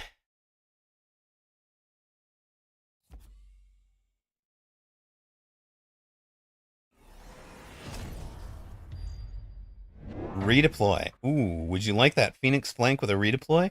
You want to redeploy to pull the Stormcallers off the line when they get countered? Beautiful for Lao, but also beautiful for Sparty. If there's ever a, an orbital javelin or something, and he needs to move one of these guys, if he wants to put one out over here, you know what? We're just going to have a unprotected. There's just nothing out here, but this one Overlord. It'll take care of the storms. It'll take care of the rapid fire cannon. You want to do some tower chase? Sure, I gotcha. I'll come do a tower chase. Yours is level 1, buddy. Lao Mamj adds a melting point, but it's on the Overlord side. Oh no. It's a Woot-esque Overlord. It's a jump drive-y Overlord. He doesn't even have jump drive on the bar, and he's got jump drive. Oh no. There is the Phoenix flank, by the way. Phoenix flank for Lao right on the corner. And he's done it by jump driving a Phoenix to it and mobile beaconing them across. Next round, he can kind of protect those even by jumping them back to the back of that flank, keeping them there.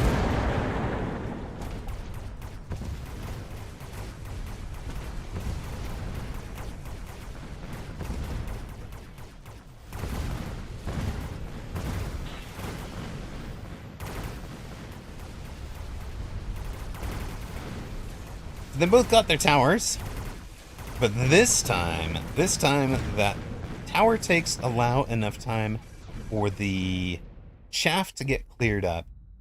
Lao survives the round, gets locks on those Overlords, wins the round. He's got level 2 heavy armor, by the way, and now he's adding some Mustangs to prevent the possibility of a Wasp defense later. Wasp, of course, says the AA aerial chaff. Sparty into range and launcher overload for the Overlords now. It still has 1,300. I'd love to see these Overlords pick up a level, at least this one with its beastly hit points. Yeah, both of them get it. So 7,500. 75,000 for the level 2 with the item, 48,000 for the level 2 without it. But also, they're going to be dishing out twice the damage. Each missile is 9,500 damage. That will basically, one volley should bring down a level 1 melter. It won't do that to this 117,000 hit point beast over here, but churning through this stuff quickly is going to help a lot. There's also a missile, a crawler on the line that is getting missiled out. There's a second crawler over here that will get chewed up by rapid fire cannon and level 2 Mustangs. We've got what? Shallow flank crawlers as well. A lot of action going over on this flank. There's a mobile beaconed, new mobile crawler with a mobile beacon And Lau is just hoping that even 2 or 3 of these crawlers survive without something getting in their way, and they're able to run down and out. I don't think that happens. I think that mobile beacon, you can save that mobile beacon on the first round and use it on a secondary round. The one melter does get a good lock. The Rhino in the back corner is going to get defeated eventually. Oh, there is still plenty of chaff alive for Sparty. You can see what I meant. That Overlord was locked onto, but eventually a volley took care of the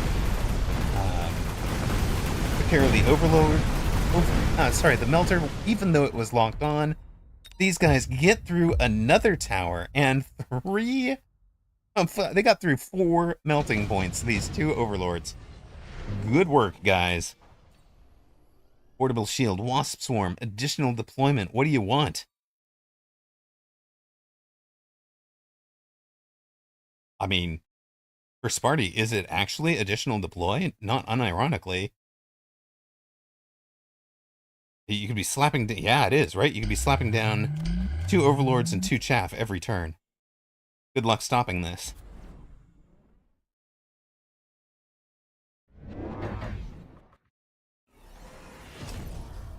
Game is balanced on a knife's edge. Lau at 25.88, Sparty at 26.86.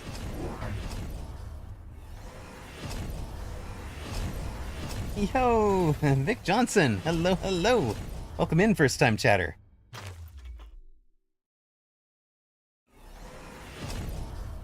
Dirk Mango says, I got to analyze 1984 for a test in school. It's good that I had learned so much about it from Amarok's stream. Love it. Yeah, 1 million subterranean blitz crawlers. Ruh-roh. Problems. How do you even... This build is the dream for Sparty, right? He's got a level 3 Overlord, a level 2 with the item, another level 2 now. And just as long as he's got wave after wave after wave of crawler coming, how do you stop this? Lau has been able to redeploy the big melting point over to stop the tower push.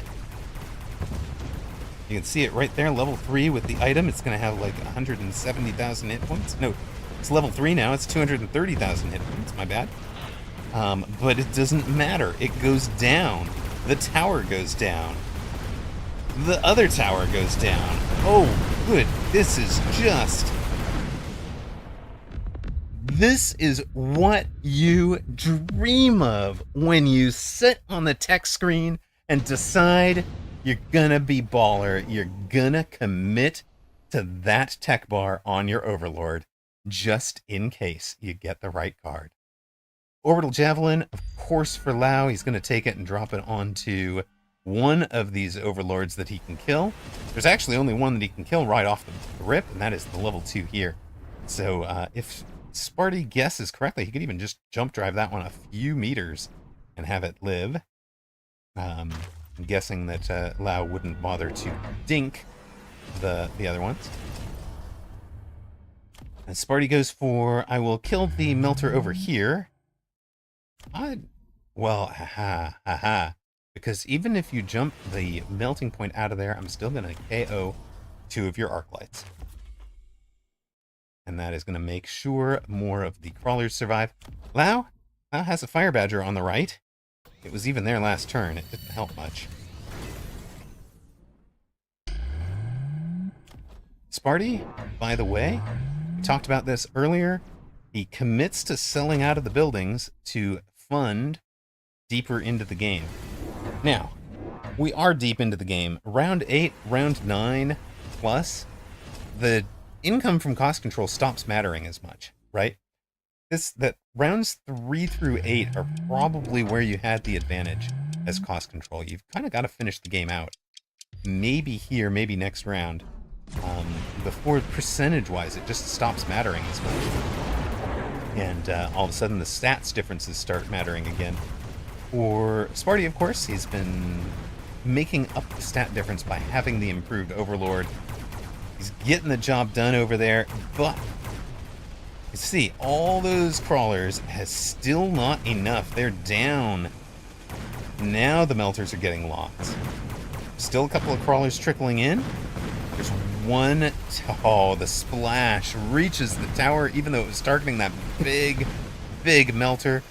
They're still surviving crawlers. It's not going to be game, because there's only one Overlord left. But holy smokes, Sparty in control against one of the greats. He is on the door of a title.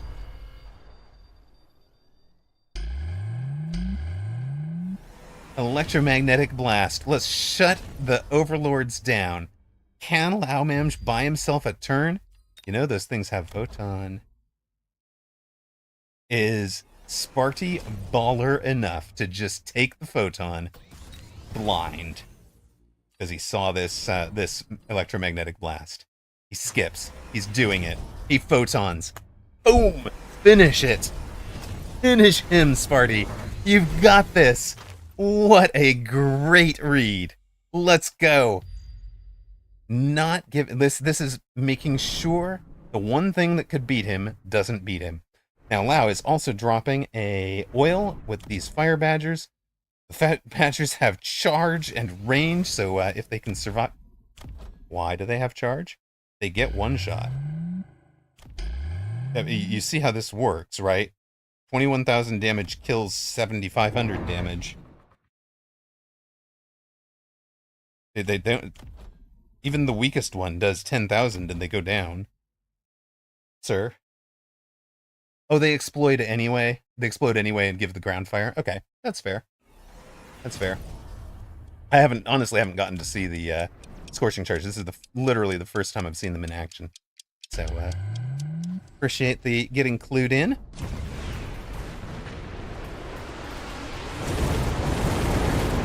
That will be killing some crawlers, but of course the fire damage is reduced against units, and crawlers are getting in alive through the fire, in on that big melter. Boom, boom, boom, boom, down, tower down, melters down. There's no crawlers left though, but there are boats. Improved Overlord. Crushing victory. Sparty, you are the champion of Europe. Well done. Brilliant. Congratulations, my friend. I am so glad I got here in time to see it. I almost didn't stream today. Holy smokes, I'd have been so sad to have missed this. Brilliant. This is Sparty. It is. Congratulations. This Sparty's first weekend tournament. Man, I hope your spine is straight and there's a cock in your walk the whole rest of the day. You had better be proud. I certainly am proud of you. You did it the hard way, too. Let's go. Let's go. Look at this lineup that the man beat. We saw him against Outen in round 1. Jazonk actually gave him the biggest threat of the game. But then, former tournament champion Play Archer. Former tournament champion Shadoff. Sunnyside, Apucci, the defending champ, and then Laomamj. Let's just take on the hardest schedule in the game. Win 7. Make a statement. Apucci will be your runner-up. Jogel, nicely done. 3rd after losing to Shadoff at the start of this tournament. Goes unbeaten with some nice wins along the way. Skip, Merle's Togglelict, AWM. To come 3rd. Laomamj 4th. Play Archer 5th. AWM recovers to 6th. Kikomori 7th. And Chinku Tayo, Madman Quail, and Dionis rounding out your top 10. Sparty, your champion.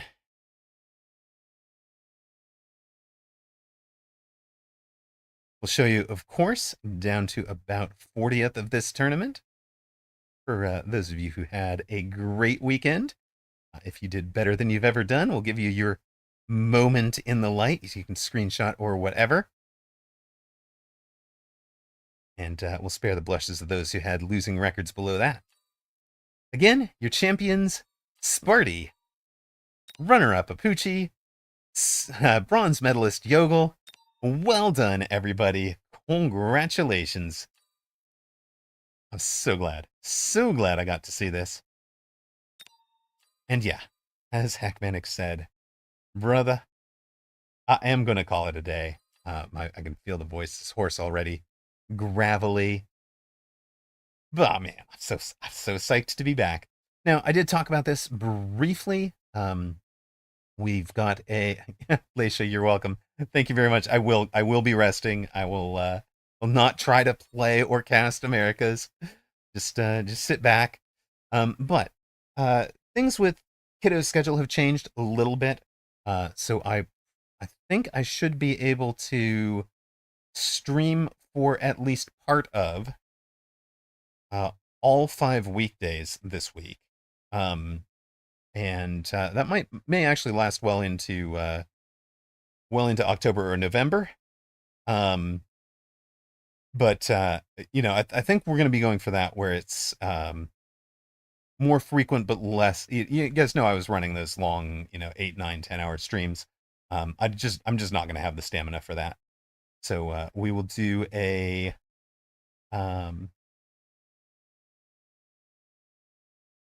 we will pay out the winners. Thank you for the reminder, Thonix. And yeah, we'll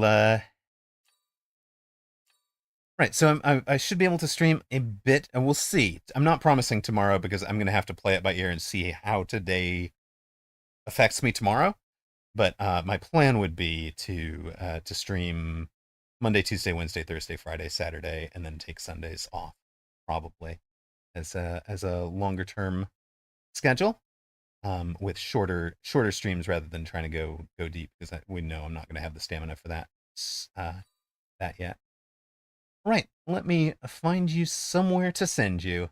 Stay tuned, we'll raid you out. Thanks for watching.